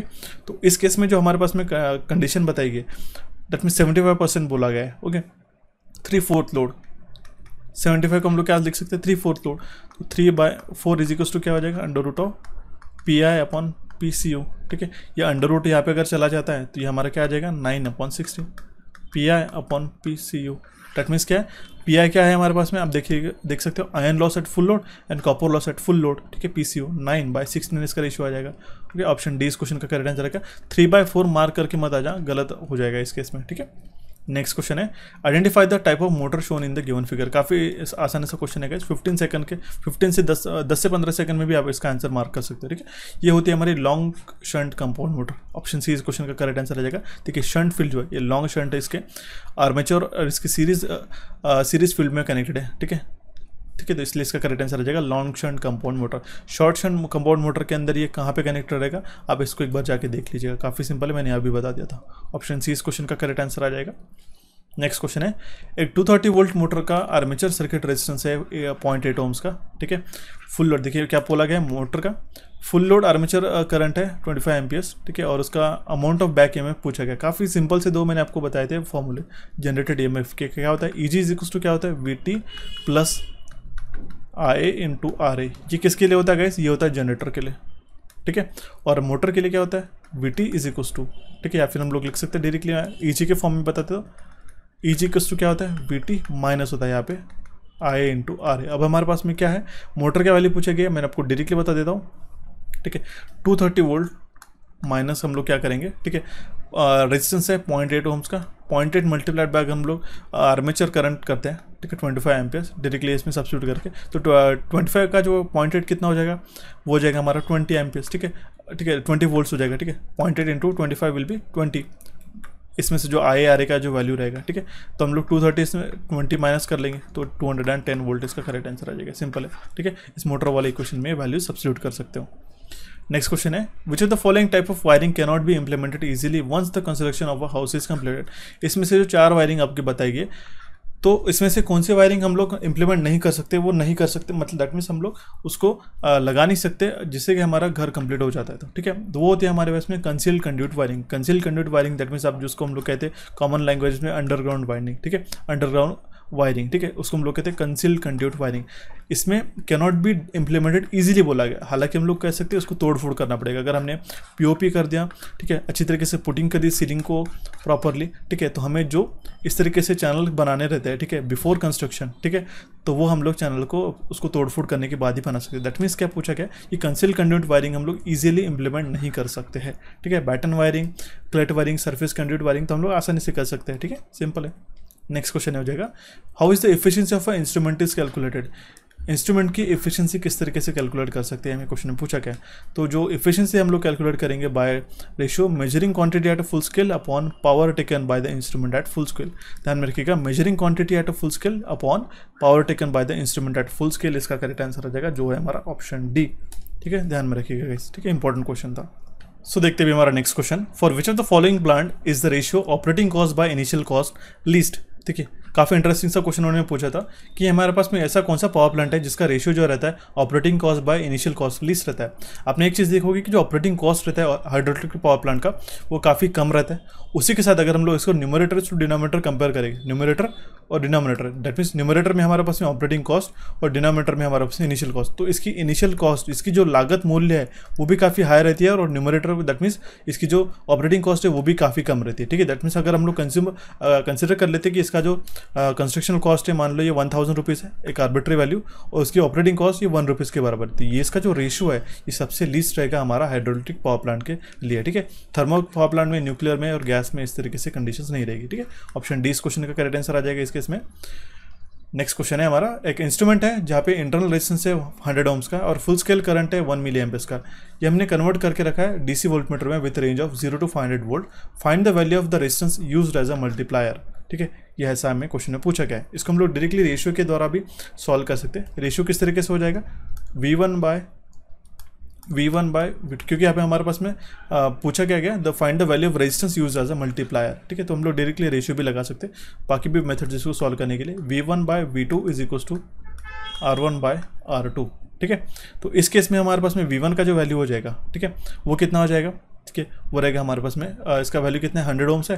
ठीक है, और 1 मिली एम्पियर का करंट है। ठीक है, 1 × 10⁻³ multiplied by 100 which is equal to 0.1। Okay, 0.1 और नेक्स्ट वोल्टेज कितना है हमारे पास में, 500 इक्वल्स टू क्या हो जाएगा हमारे पास में, यहाँ पे हमारे पास में 100 ओम्स का एक रेजिस्टेंस है R1।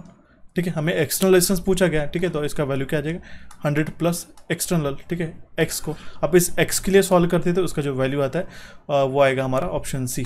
ठीक है, ऑप्शन सी इस क्वेश्चन का करेक्ट आंसर आ जाएगा गाइस। ठीक है, ध्यान से देख सकते हो, option C will be the correct answer, जो मैंने आपको रेशियो बताया उसके मेथड से। नेक्स्ट क्वेश्चन है हमारे पास में, इन 8051 after execution of following instruction the content of accumulator is. ठीक है, इस CLR-A के बाद में जो एक्यूमुलेटर का कंटेंट क्या आ जाएगा, हमें क्वेश्चन में पूछा गया। काफ़ी सिंपल और काफ़ी कॉमनली क्वेश्चन पूछा जाता है। CLR ये जो कमांड है, CLR-A जो कमांड है, ये हमारे पास में जो एक्यूमुलेटर है वो क्लियर कर देता है, इसलिए इसका करेक्ट आंसर आ जाएगा 00H। Option A will be the correct answer in this case. ठीक है, next question is which of the following is not a control register in 8051 micro controller.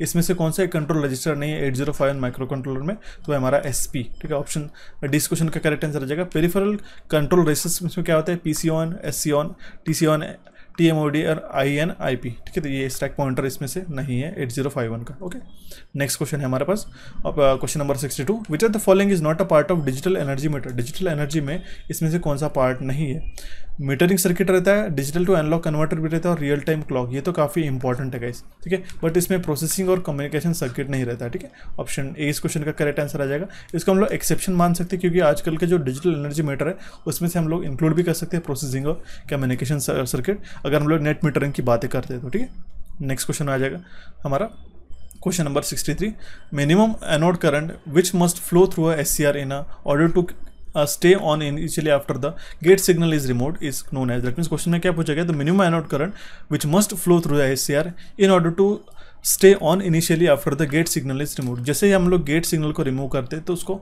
On रखने के लिए मिनिमम वैल्यू ऑफ करंट को हम लोग क्या कहते हैं, इसमें कन्फ्यूजन दोनों ही इसमें ऑप्शन में होता है, लैचिंग करंट और होल्डिंग करंट। तो इसका करेक्ट आंसर क्या जाता है, ये हो गया हमारा लैचिंग करंट। इसको ऑन रखने के लिए जो करंट का वैल्यू रहता है वो रहता है हमारा लैचिंग करंट का। ठीक है, ध्यान में रखना होगा। ओके, ये हो गया हमारा लैचिंग करंट, ये है हमारा होल्डिंग करंट। होल्डिंग करंट हमेशा कम रहता है लैचिंग करंट से। ठीक है, ऑप्शन ए इस क्वेश्चन का करेक्ट आंसर आ जाएगा। नेक्स्ट क्वेश्चन है, in a program status word special function registers if RS1 is equals to 1 and RS2 is equals to 1 then which of the following register banks is selected। ठीक है, तो अगर हमारे पास में प्रोग्राम स्टेटस वर्ड में special function register में अगर RS1 is equals to 1 है और RS2 is equals to वो भी 1 है, तो हमारे पास में इसमें से जो रजिस्टर बैंक 3 है वो सिलेक्ट हो जाएगा। ठीक है, ऑप्शन डी इस क्वेश्चन का करेक्ट आंसर आ जाएगा। ठीक है, नेक्स्ट क्वेश्चन हो जाएगा हमारा, considering the extending range of measuring instrument the ratio of resistance of ammeter shunt upon resistance of voltmeter multiplier will be equals to what. देखिए, ये भी काफ़ी इंपॉर्टेंट है। मैंने आपको एक चीज़ कंसेप्ट बताया था कि जब भी हम लोग वोल्टमीटर की रेंज को एक्सटेंड करना चाहते हैं उसके लिए हम लोग सीरीज मल्टीप्लायर यूज़ करते हैं। ठीक है, इसका जो रेजिस्टेंस रहता है इसका काफ़ी वैल्यू हाई रहता है। ठीक है, उसी तरीके से जो शंट रहता है जो पैरेलल में कनेक्ट करते हैं एमीटर की रेंज को एक्सटेंड करने के लिए, इसका वैल्यू लो रहता है। दैट मीन्स फिर से वही बात आ गई न्यूमरेटर अपॉन डिनोमिनेटर में। ठीक है, ठीक है, दैट मीन्स न्यूमरेटर क्या है हमारा लो है। ठीक है, लो वैल्यूज है और डिनोमिनेटर में हमारा हाई वैल्यू है, तो दैट मीन्स ऑब्वियस सी बात है रेशियो क्या रहेगा, वो हमारा काफ़ी स्मॉल वैल्यू रहेगा। ठीक है, ऑप्शन ए इस क्वेश्चन का करेक्ट आंसर आ जाएगा। ओके, मैंने यहाँ पे मेंशन करके रखा है वोल्टमीटर और एमीटर की रेंज एक्सटेंशन के लिए। ओके, उसके बेसिस पे उन्होंने क्वेश्चन मेंशन करके रखा है, ध्यान से देखिएगा। इसलिए मैं आपको बताता हूँ, अगर कोई कॉन्सेप्ट फंडामेंटली स्ट्रॉन्ग है तो आपको किस तरीके से भी क्वेश्चन गूगली आके पूछ जाए एग्जामिनेशन में, आपको कोई इसमें घबराने की कोई बात नहीं रहती। इसलिए मैं आपको बताता हूँ कि आप वो क्वेश्चन को रटाए क्वेश्चन को रिपीटेडली क्वेश्चन को याद करना बंद कर दीजिएगा। इसलिए मैं आपको ट्राई करता हूँ कि हर एक क्वेश्चन में मल्टीपल कॉन्सेप्ट्स आपके क्लियर कर सकूँ। ठीक है, option A will be the correct answer in this case. Next question हो जाएगा, ये भी क्वेश्चन काफ़ी इंटरेस्टिंग है। यहाँ पे उसकी डायग्राम जो थी इम्प्रॉपर थी, इसलिए हमने इसको रिकंस्ट्रक्ट किया। काफ़ी सिंपल सा क्वेश्चन है। ठीक है, यहाँ पे एक ही फॉर्मूला लगता है, ये हमारा डाइवर्सिटी फैक्टर का। ठीक है, डाइवर्सिटी फैक्टर किस तरीके से फाइंड आउट करना है। ठीक है, डाइवर्सिटी फैक्टर हम लोग फाइंड आउट करते हैं sum of individual maximum demand upon maximum demand. ठीक है, इसमें क्या पूछा गया कि इस सर्किट में हमें बताया गया maximum demand of the different substation. ठीक है, सबस्टेशन ए देखो A B C D E ये है हमारे पास सबस्टेशन। ठीक है, ओके, मेगावाट में गिवन है। उसमें हमारे पास पूछा गया कि साइमल्टेनियस मैक्सिमम डिमांड जो है एक्स में, एक्स सबस्टेशन की, ये हमारे पास में एक्स मेगावाट है, तो इसका डाइवर्सिटी फैक्टर क्या हो जाएगा, मैंने आपको बता दिया।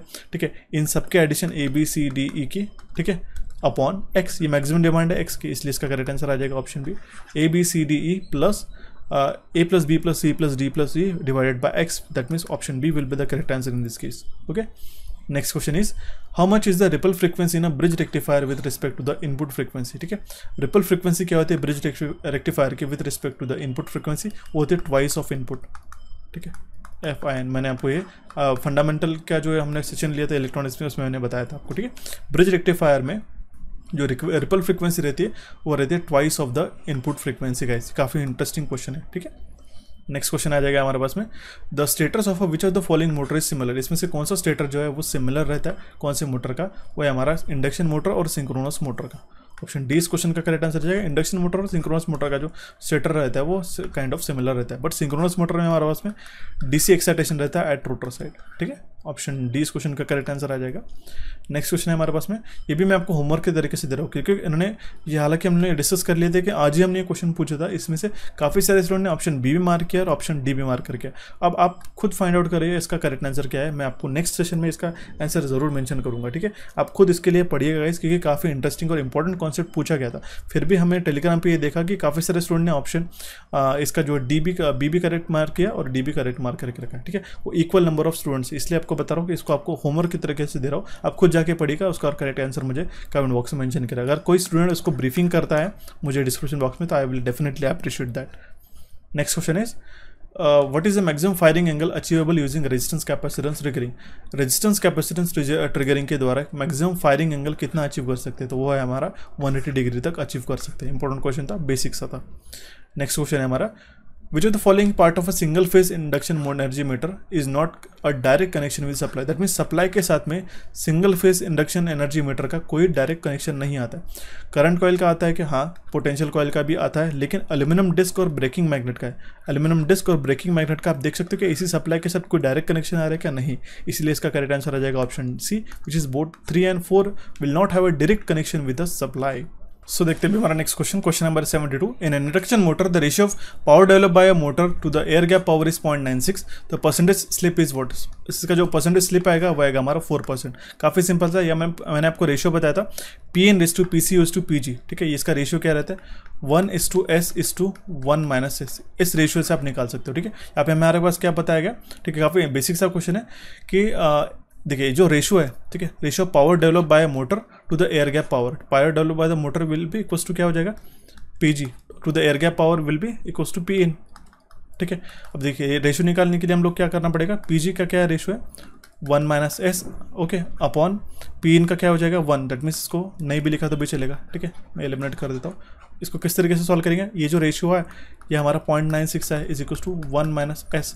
ठीक है, S क्या हो जाएगा, ठीक है, 0.96 - 1 विल बी 0.04। परसेंटेज में निकालते हैं तो 100 से मल्टीप्लाई कर देंगे इसको, सीधा सीधा 4% इसका करेक्ट आंसर आ जाएगा। ठीक है, देखते हुए हमारा next question, find the delta equivalent of a resistance R12, 23 and 31 from the given star configuration. यहाँ पे हमारे पास में रेजिस्टेंस गिवन है, अगर आपको नहीं दिखाई दे रहा है तो मैं मेंशन कर देता हूँ। यहाँ पे 3 ओम्स का रेजिस्टेंस है, यहाँ पे 6 ओम्स का रेजिस्टेंस, ये है 1, टर्मिनल 3 and 2। ओके, काफ़ी सिंपल है, इसको आप डायरेक्टली भी सॉल्व कर सकते हो गाइज। अगर आपको इस R12 का वैल्यू निकालना है तो आप लोग क्या करेंगे, 2 + 3 +, ठीक है, देखिए इस R12 का अगर हमें वैल्यू निकालना है डेल्टा कनेक्शन में, तो इसके एडजेसेंट रेजिस्टेंस को लेना 2 + 3 + 2 × 3 अपॉन इसका 6 ओम्स का रेजिस्टेंस। ठीक है, तो इसका वैल्यू क्या जाएगा, 2 + 3 will be 5 + 2 × 3 will be 6 divided by 6 will be 1। Option देखिए इसका करेक्ट आंसर क्या जाएगा, option C, 6 ohms, 18 ohms and 12 ohms, क्योंकि हमने R12 ही निकाल लिया डायरेक्टली। हमारे पास में ऑप्शन ए में ही वो, ऑप्शन सी में ही वो गिवन था। अगर आपके पास ऑप्शन ए में भी ऐसा 6 ओम्स बताया गया था तो हमने नेक्स्ट फाइंड आउट किया रहता। इससे आप क्या करते हो, आपका टाइम बचाते हो। ऐसा ज़रूरी नहीं है आपको आता है तो आप बेसिक से इसमें टाइम स्पेंड करो कि R23 और R31 का वैल्यू क्या है। ऑप्शन देखिएगा, ठीक है, एक बार तो ऑप्शन देखना ही देखना है कि ऑप्शन को किस तरीके से एलिमिनेट कर सकते हैं। ठीक है, काफ़ी कबार हमें R31 R23 हमारे पास में इंटरचेंज भी किया जाता है, इसकी यहाँ पे आपको ध्यान में देना है। ठीक है, इसी के साथ मैं आपको स्टार डेल्टा कन्वर्जन का एक स्लाइड बता देता हूँ, काफ़ी सिंपल है। स्टार टू डेल्टा और डेल्टा टू स्टार किस तरीके से कन्वर्ट करना है यहाँ पे मैंने मेंशन कर दिया, काफ़ी इंपॉर्टेंट है, पढ़ लीजिएगा। ठीक है, एक बार रिवाइज कर लीजिएगा। नेक्स्ट क्वेश्चन है हमारे पास में question number 74। Western frequency meter जो रहते हैं वो कौन से टाइप ऑफ इंस्ट्रूमेंट है? मैंने आपको ये पढ़ाया था गाइस। वेस्टर्न फ्रीक्वेंसी मीटर है जो है ये हमारा moving ion type of instrument है, ध्यान में रखना होगा। ऑप्शन बी इस क्वेश्चन का करेक्ट आंसर आ जाएगा। वेस्टर्न फ्रीक्वेंसी मीटर जो है एक हमारा मूविंग आयन इंस्ट्रूमेंट है जो यूज करते हैं हम लोग measuring the unknown frequency of a signal, ठीक है। ऑप्शन बी इस क्वेश्चन का करेक्ट आंसर आ जाएगा। इसके अंदर क्या क्या चीज़ें इंक्लूडेड रहती है ये आप ध्यान में रख सकते हो, ठीक है। ऑप्शन बी इस क्वेश्चन का करेक्ट आंसर आ जाएगा इस केस में। नेक्स्ट क्वेश्चन है what is the main disadvantage of thermal power plant? Thermal power plant का मेन डिसएडवांटेज क्या है कि ये काफ़ी ह्यूज इमिशन करता है कार्बन डाइऑक्साइड का एटमॉस्फेयर के अंदर, ठीक है। यही इसका सबसे मेजर ड्रॉबैक है थर्मल पावर प्लांट का। ओके गाइस, देखते भी हमारा next question. Which of the following is not commonly used fuel for a nuclear power plant? Nuclear power plant के अंदर इसमें से कौन सा कॉमनली यूज़ किया गया फ्यूल नहीं है? तो वो है हमारा प्लूटोनियम 244, ठीक है। ऑप्शन सी इस क्वेश्चन का करेक्ट आंसर का नॉट बोला गया है। Next question is, what is the maximum length of a single phase transmission line having a copper conductor of 0.7 centimeter square cross sectional over which 180 kilowatt at unity power factor at 3600 volts are to be delivered? Efficiency बोली गई transmission line की 90% और specific resistance भी हमारे पास में बताया गया। तो हमें क्या फाइंड आउट करना है? Maximum length of a single phase transmission line, ठीक है। एफिशिएंसी और देखिए सेंडिंग एंड पावर हम लोग निकाल पाएंगे। सेंडिंग एंड पावर क्या हो जाएगा हमारे पास में? 180 डिवाइडेड बाई एफिशिएंसी, ठीक है। तो इसका जो वैल्यू हो जाएगा एफिशिएंसी का हम लोग डायरेक्टली 90% बोली गई तो यहाँ पे 0.9 लिख सकते हैं, ठीक है। 180 डिवाइड बाय हम लोग क्या करेंगे? 0.9। एफिशिएंसी हम लोग क्या करते हैं? सीधा सीधा आउटपुट अपॉन इनपुट, ठीक है। इसका जो वैल्यू आ जाएगा ये रहेगा हमारे पास में 200 किलोवाट। ये हो गया हमारा सेंडिंग एंड पावर, ठीक है। लाइन लॉसेस हम लोग निकाल सकते हैं। लाइन लॉस हम लोग किस तरीके से निकाल सकते हैं? 200 माइनस 180 जो आ जाएगा हमारे पास में 20 किलोवाट, ठीक है। 20 किलोवाट ये हो गया हमारे पास में line losses. I will change colour so that आप यहाँ पे कन्फ्यूजन ना हो आपको, ठीक है। लाइन करंट हम लोग निकाल सकते हैं इस केस में IL which will be equal to 180 multiplied by 10⁻³ kilowatt में, इसलिए 10⁻³ से मल्टीप्लाई करना पड़ेगा divided by 3600 equals to 50 ampere. Line current भी हमारे पास में आ गया। हमारा मेन एम क्या था? मैक्सिमम लेंथ पूछा गया, ठीक है, मैक्सिमम लेंथ। अब देखिए रेजिस्टेंस ऑफ कंडक्टर इस केस में लाइन लॉसेस कितने रह गए? ये रहेगा हमारे ट्वाइस IR², ठीक है। ट्वाइस रहेगा, यहाँ पे कन्फ्यूजन नहीं होना, ठीक है। IR² लिख के आप गलत भी मार्क करके आ सकते हो, ठीक है, इस केस में, क्योंकि इसका आंसर है 20 और आप ऑप्शन बी भी मार्क करके आ सकते हो, हालांकि आपको स्टेप फिर भी पता है करेक्ट, ठीक है। तो लाइन लॉसेस कितने हैं हमारे पास में? वो है हमारे पास में 20 इंटू, फिर से रेड कलर आ गया, let's take the green colour, okay. 20 into 10⁻³ equals to क्या हो जाएगा हमारे पास? 2 into 50 square multiplied by R। इससे हम लोग क्या निकाल लेंगे? इससे हम लोग रेजिस्टेंस का वैल्यू निकाल लेते हैं। तो इसका जो रेजिस्टेंस का वैल्यू आता है वो आता है 4 ohms, यही सेम फॉर्मूला से। आई विल एलिमिनेट दिस, ठीक है, फॉर अ टाइम बिंग।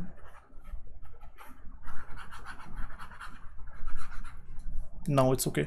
अब हम लोग आपको पता है R इज इक्वल्स टू क्या था? रो L बाय A। हमें क्या पूछा गया? मैक्सिमम लेंथ पूछी गई सिंगल फेज केबल की, ठीक है। इसमें सिंगल फेज केबल में हमारे पास में फेज और रहता है, न्यूट्रल रहता है, इसलिए हमने इसको 2 से मल्टीप्लाई किया था, ठीक है। तो L का वैल्यू क्या हो जाएगा हमारे पास में? ठीक है, रो L बाय A। रो का भी वैल्यू बताया गया 1.4 माइक्रो ओम सेंटीमीटर्स में।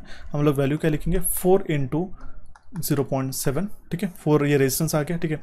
हमें क्या पूछा गया? लेंथ। तो ये सब हम लोग क्रॉस मल्टीप्लाई करेंगे, रेजिस्टेंस इंटू एरिया 4 इंटू 0.7, ठीक है, सेंटीमीटर स्क्वायर है, हम लोग डायरेक्टली बाद में कन्वर्ट करेंगे अपॉन 1.4 इंटू 10⁻⁻⁶, क्योंकि माइक्रो में इसलिए -6 से मल्टीप्लाई करना पड़ेगा। इसका जो वाला आता है 2 इंटू 10⁻⁶ आता है। दैट मीन्स इसको अगर हम लोग ऐसा लिख ले 20 इंटू 10⁵, 10⁵ दैट मीन्स क्या होता है? इतना सेंटीमीटर, 10⁵ सेंटीमीटर मतलब कितना होता है? 1 किलोमीटर, ठीक है। दैट मीन्स 20 किलोमीटर इसका करेक्ट आंसर आ जाएगा, जो कि है हमारा ऑप्शन बी इसका करेक्ट आंसर। इतना डेप्थ में यहाँ पे क्वेश्चन पूछा गया था, ठीक है। अगर आपको इजीली इसके क्वेश्चंस आते तो आप इसको मार्क कर सकते हो, अटेम्प्ट कर सकते हो, या फिर आपको स्किप भी करना पड़ सकता है, ठीक है, ध्यान में रखिएगा। बट लेकिन क्वेश्चन का आपको लेवल यहाँ पे आपको देखना पड़ेगा, ठीक है। नेक्स्ट क्वेश्चन है which of the following statement is true pertaining to the commutation of SCR। SCR से रिलेटेड इसमें से कौन सा स्टेटमेंट ट्रू है हमें बताया गया है। मैं डायरेक्टली आपको आंसर बता देता हूँ, जो है हमारा ऑप्शन डी, क्लास ए कम्यूटेशन, जो उसको हम लोग लोड कम्यूटेशन भी कहते हैं। बाकी आप तीनों भी ऑप्शन में पढ़ सकते हो, और ये मैंने आपको काफ़ी बार पढ़ा चुका हूँ। सेम मैंने आपको बताया था कि इसको स्टेटमेंट के फॉर्म में पूछा जाएगा, जब मैंने आपको सेशन बताया था, और ये ऐसा ही हुआ है। रिसेंटली 8 दिनों पहले इस पेपर में आप देख सकते हो कि उन्होंने ये सिर्फ डायरेक्टली आंसर या शॉर्ट जो आपका बेसिक नोट्स है इसको ले लिया और आपको क्वेश्चन के फॉर्म में आपको पूछ लिया, ठीक है। क्लास बी में क्या पूछा गया, उसको कॉम्प्लीमेंट्री कम्यूटेशन कहते हैं क्या, नहीं। क्लास सी को हम लोग कॉम्प्लीमेंट्री कहते हैं। डी को क्या कहते हैं, लोड कम्यूटेशन कहते हैं क्या, नहीं। डी को इम्पल्स कहते हैं, ठीक है। सी को क्या कहते हैं, कॉम्प्लीमेंट्री ऑक्सिलेटरी नहीं है। ए को हम लोग कहते हैं लोड कम्यूटेशन, यहाँ पे स्टेटमेंट करेक्ट आ जाएगा। सेल्फ या फिर लोड भी हम लोग इसको कह सकते हैं। ऑप्शन डी इस क्वेश्चन का करेक्ट आंसर आ जाएगा। गाइस अगर आपको सेशन पसंद आ रहा हो तो सेशन को लाइक करिएगा, और अगर अपने इलेक्ट्रिकल इंजीनियरिंग एमसीक्यू को सब्सक्राइब नहीं किया तो सब्सक्राइब भी कर सकते हो, ठीक है। Given figure represent a part of which of the following power plant. यहाँ पे देख सकते हो रोटर ब्लेड और शाफ्ट यहाँ पर जनरेटर है। ये काफ़ी सिंपल सा क्वेश्चन है, विंड पावर प्लांट। 5 सेकंड के अंदर इसका आंसर भी मार्क कर सकते हो। नेक्स्ट क्वेश्चन है which of the following offers the least power loss. सबसे लो पावर लॉस किसका होता है, वो होता है हमारा सिलिकॉन कंट्रोल रेक्टिफायर का। इसमें से अकॉर्डिंग एज पर द बाकी that means comparison to the IGBT MOSFET and BJT, okay. SCR का सबसे लीस्ट पावर लॉस है। नेक्स्ट क्वेश्चन है which of the following is not true for LED lamp used as a panel indicator lamp in place of filament lamp. इसमें से अगर हम लोग LED lamp use करते हैं, ठीक है, पैनल इंडिकेटर, आपने देखा होगा कि रेड कलर के लाइट रहते हैं, ग्रीन कलर के लाइट्स रहते हैं, ठीक है। इसमें अगर हम लोग LED लैम्प यूज़ करते हैं, ठीक है, इंस्टेड ऑफ फिलामेंट लैम्प, तो इसमें से कौन सा स्टेटमेंट करेक्ट नहीं है, ऐसा पूछा गया। इसको जो LED लैम्प को है फ्लक्चुएशन अगर होते हैं वोल्टेज के, उसके लिए भी वो सेंसिटिव नहीं है, दैट मीन्स वो कांस्टेंट ग्लो करते रहेगा, ठीक है। हालांकि फिलामेंट लैम्प ये रहेगा। लेसर पावर कंजम्पशन, ये भी करेक्ट हो जाएगा। और लॉन्गर ऑपरेटिंग लाइफ, ठीक है, LED लैम्प की लॉन्गर ऑपरेटिंग लाइफ रहती है। Failure of lamp is low, ठीक है। लेकिन सेंसिटिव टू वोल्टेज फ्लक्चुएशन ये करेक्ट है क्या, नहीं, ये करेक्ट नहीं है, ओके। नेक्स्ट क्वेश्चन है, देखिए ये क्वेश्चन में ये जो इमेज बताई गई है, ये इमेज मेंशन नहीं थी। यहाँ पे सीधा सीधा पूछा गया था range of projectile is double the maximum height and find the angle of projection. काफ़ी इंटरेस्टिंग और इंपॉर्टेंट क्वेश्चन पूछा था। हालांकि इसको डायरेक्टली मैं रिकमेंड करूँगा आप स्किप कर दे, डायरेक्टली स्किप कर दे इस तरीके से। अगर आपको नहीं आता है तो ऐसा घबरा जाने की कोई ज़रूरत नहीं, ठीक है। इसमें 2 फॉर्मूलाज यूज़ किए गए थे, ठीक है, मैं आपको यहाँ पे मेंशन करता हूँ, okay. These are the formula used. R is equals to u square sin 2 theta upon g and h is equals to u square sin square theta 2g, okay. तो इसमें रेंज ऑफ प्रोजेक्टाइल बोल रही है और height of projectile, ठीक है। तो इसके 2 फार्मूले से हम लोग निकाले थे, ये दोनों भी फार्मूले हो गए। यहाँ पे अकॉर्डिंग टू द कंडीशन, यहाँ पे क्या पूछा गया, range of projectile is double the maximum height, ठीक है। रेंज ऑफ प्रोजेक्टाइल जो है डबल द मैक्सिमम हाइट है, ठीक है। इसलिए हम लोग कंडीशन क्या लिखेंगे, R is equal to twice of h। इसमें हम लोग ये वैल्यू सब्स्टिट्यूट करेंगे, ठीक है। ये क्या वैल्यू क्या हो जाएगी, it will be equals to mu square sine of 2 theta divided by g is equals to twice multiplied by mu square sine square theta divided by 2g। ये स्टेटमेंट आ जाएगा, ठीक है। इसके साथ आपको पता होना चाहिए कि साइन 2 थीटा का फॉर्मूला क्या आता है, 2 sine theta cos of theta, okay. इसके साथ सॉल्व करने के बाद, ये दोनों भी क्वेश्चन को सॉल्व करने के बाद जो tan थीटा मिलता है हमारे पास में, वो आता है इसका value 2, that means tan inverse of theta will be equals to आता है, देखिए थीटा का जो वैल्यू होगा tan इनवर्स ऑफ 2, ठीक है। Theta will be equals to tan inverse of 2, आप समझ सकते हो, ठीक है। ऑप्शन डी इस क्वेश्चन का करेक्ट आंसर आ जाएगा, ठीक है। ये क्वेश्चन को आप स्किप भी कर सकते थे अगर जिन्होंने अभी ये पेपर को दिया है। नेक्स्ट क्वेश्चन है to ensure that sufficient amount of water is available in the main reservoir to meet the peak load with the demand of electricity is low. जब भी हमारा डिमांड ऑफ इलेक्ट्रिसिटी लो रहता है, water जो रहता है lower reservoir का, वो पंप किया जाता है अपर मेन रिजर्वायर में। तो इसके हाइड्रोइलेक्ट्रिक पावर प्लांट को किसके द्वारा किया जाता है, उसको हम लोग कहते हैं पंप स्टोरेज प्लांट। इसी को हम लोग कहते हैं पंप स्टोरेज प्लांट। आप देख सकते हो सिर्फ स्टेटमेंट बताया गया और आपको उसका आंसर पता होना चाहिए। इसको हम लोग कहते हैं पंप स्टोरेज प्लांट। अब यहाँ पे मेन की रोल क्या है कि आप इस स्टेटमेंट को अच्छी तरीके से समझ सको, ठीक है, क्या यहाँ पे मेंशन किया गया है, ओके। नेक्स्ट क्वेश्चन है हमारे पास में, गिवन नेटवर्क में हमारे पास में अगर यहाँ 10 ओम्स का रेजिस्टेंस है, उसको ओपन सर्किट करके रख देता है, ठीक है, ठीक है। तो इस केस में ये भी हमारे पास ओपन सर्किटेड रहेगा, ठीक है। यहाँ पे दैट मीन्स दोनों भी हमारे पास में डिस्कनेक्टेड हो जाएगा। टोटल रेजिस्टेंस को यहाँ पे पूछा गया तो बिटवीन ए और बी, तो 5 और 15 ओम्स का रेजिस्टेंस का एडिशन क्या हो जाएगा, 20 ओम। काफ़ी सिंपल सा और बेसिक सा क्वेश्चन पूछा गया था। नेक्स्ट क्वेश्चन है हमारे पास में, how does the proximity switch work. Proximity switch किस तरीके से वर्क करता है, वो मैग्नेटिक या फिर इलेक्ट्रोस्टैटिक फील्ड जो रहता है उसको सेंस करने का काम करता है, ठीक है। उसको सेंस करके ही प्रॉक्सिमिटी स्विच वर्क करता है, ओके। नेक्स्ट क्वेश्चन हो जाएगा, आइडेंटिफाई द एक्सप्रेशन बोला गया। क्वेश्चन में क्या है, V max upon twice by R L in bracket 1 plus cos of alpha, ठीक है। तो ये होता है हमारा average current in half wave rectifier circuit constructed with the help of SCR, ठीक है। यहाँ पे उन्होंने एक्सप्रेशन पूछा गया और एक्सप्रेशन है हमारा average current in half wave rectifier circuit constructed with the help of SCR। Option D इस क्वेश्चन का करेक्ट आंसर आ जाएगा। नेक्स्ट क्वेश्चन है, for the circuit shown if the resistance of each resistance is 100 ohms. ये सारे resistance 100 के हैं, ठीक है। व्हीटस्टोन बैलेंस व्हीटस्टोन ब्रिज बन जाएगा इस केस में, और एक्स और जो पोटेंशियल रहेगा एक्स का वो कितना रहेगा, वो सेम रहेगा as compare to the Y, ठीक है। यहाँ पे जो एक्स का वो पोटेंशियल रहेगा वो सेम रहेगा at potential Y, option D इस क्वेश्चन का करेक्ट आंसर आ जाएगा। नेक्स्ट क्वेश्चन है the figure shown about the represent construction of which of the following. यहाँ पे जो फिगर बताई गई है ये हमारे पास मॉसफेट की फिगर है, metal oxide semiconductor field effect transistor, drain, gate और सोर्स, ये आप इसको पहचान सकते हो। यहाँ पे सबस्ट्रेट आप अगर अपने अच्छी तरीके से कॉन्सेप्चुअली देखा होगा तो ये हमारा मॉसफेट का स्कीमेटिक फिगर है, ठीक है। नेक्स्ट क्वेश्चन है हमारे पास में which principle is use to find the direction of rotation of a conductor of DC motor. मैंने आपको बताया था डीसी मोटर की बात आती है तो आप ध्यान में रख लीजिए फ्लेमिंग लेफ्ट हैंड रूल, और डीसी जनरेटर की बात है तो फ्लेमिंग राइट हैंड रूल इसका करेक्ट आंसर आ जाएगा। फिलहाल इस क्वेश्चन का करेक्ट आंसर है ऑप्शन सी। इसका टेक्निक ध्यान में रखने की कैसे बताई थी मैंने, आपने देखा होगा कोई भी हम लोग जनरेटर को स्टार्ट करते तो हम लोग वी जनरली यूज और राइट हैंड, ठीक है। दैट मीन्स जनरेटर को हम लोग स्टार्ट करने के लिए हम लोग राइट हैंड यूज़ करते थे, उसी के साथ आप ध्यान में रख सकते हैं कि उसमें हम लोग फ्लेमिंग राइट हैंड रूल लगाते हैं, और अगर हमारे पास डीसी मोटर है उसका अपोजिट हो जाएगा फ्लेमिंग लेफ्ट हैंड रूल। काफ़ी सिंपल सा बेसिक फंडामेंटल आपको बता दिया। नेक्स्ट क्वेश्चन है एक हाइब्रिड वीआर स्टेपिंग मोटर है जिसका 8 मेन पोल्स है which have been castle to have 5 teeth each. अगर रोटर को 50 टीथ है तो हमें स्टेपिंग एंगल पूछा गया, ठीक है। स्टेपिंग एंगल हम लोग किस तरीके से निकालते हैं, बीटा इज इक्वल टू क्या है NR minus NS upon NS into NR multiplied by 360 degree, ठीक है। NS क्या है, नंबर ऑफ स्टेटर टीथ हो गया, NR क्या है, number of rotor teeth. NR के जो वैल्यू है हमारे पास में 50 गिवन है, 50 गिवन है। NS का जो वैल्यू गिवन है हमारे पास में निकाल पाएंगे 5, देखिए कितने नंबर ऑफ पोल्स हैं और हर एक को कितने टीथ्स है 8, ठीक है। 5 इंटू 8 वैल्यू सब्स्टिट्यूट कर देंगे, 50 minus 5 into 8 will be 40 upon NS का वैल्यू कितना आ जाएगा हमारा 50 इंटू 40 मल्टीप्लाइड बाय 360 करेंगे, ठीक है। इसका जो वैल्यू आ जाएगा ये आएगा हमारा 1.8, ठीक है। बीटा का वैल्यू आएगा 1.8, स्टेपिंग एंगल कितना होगा 1.8 डिग्री।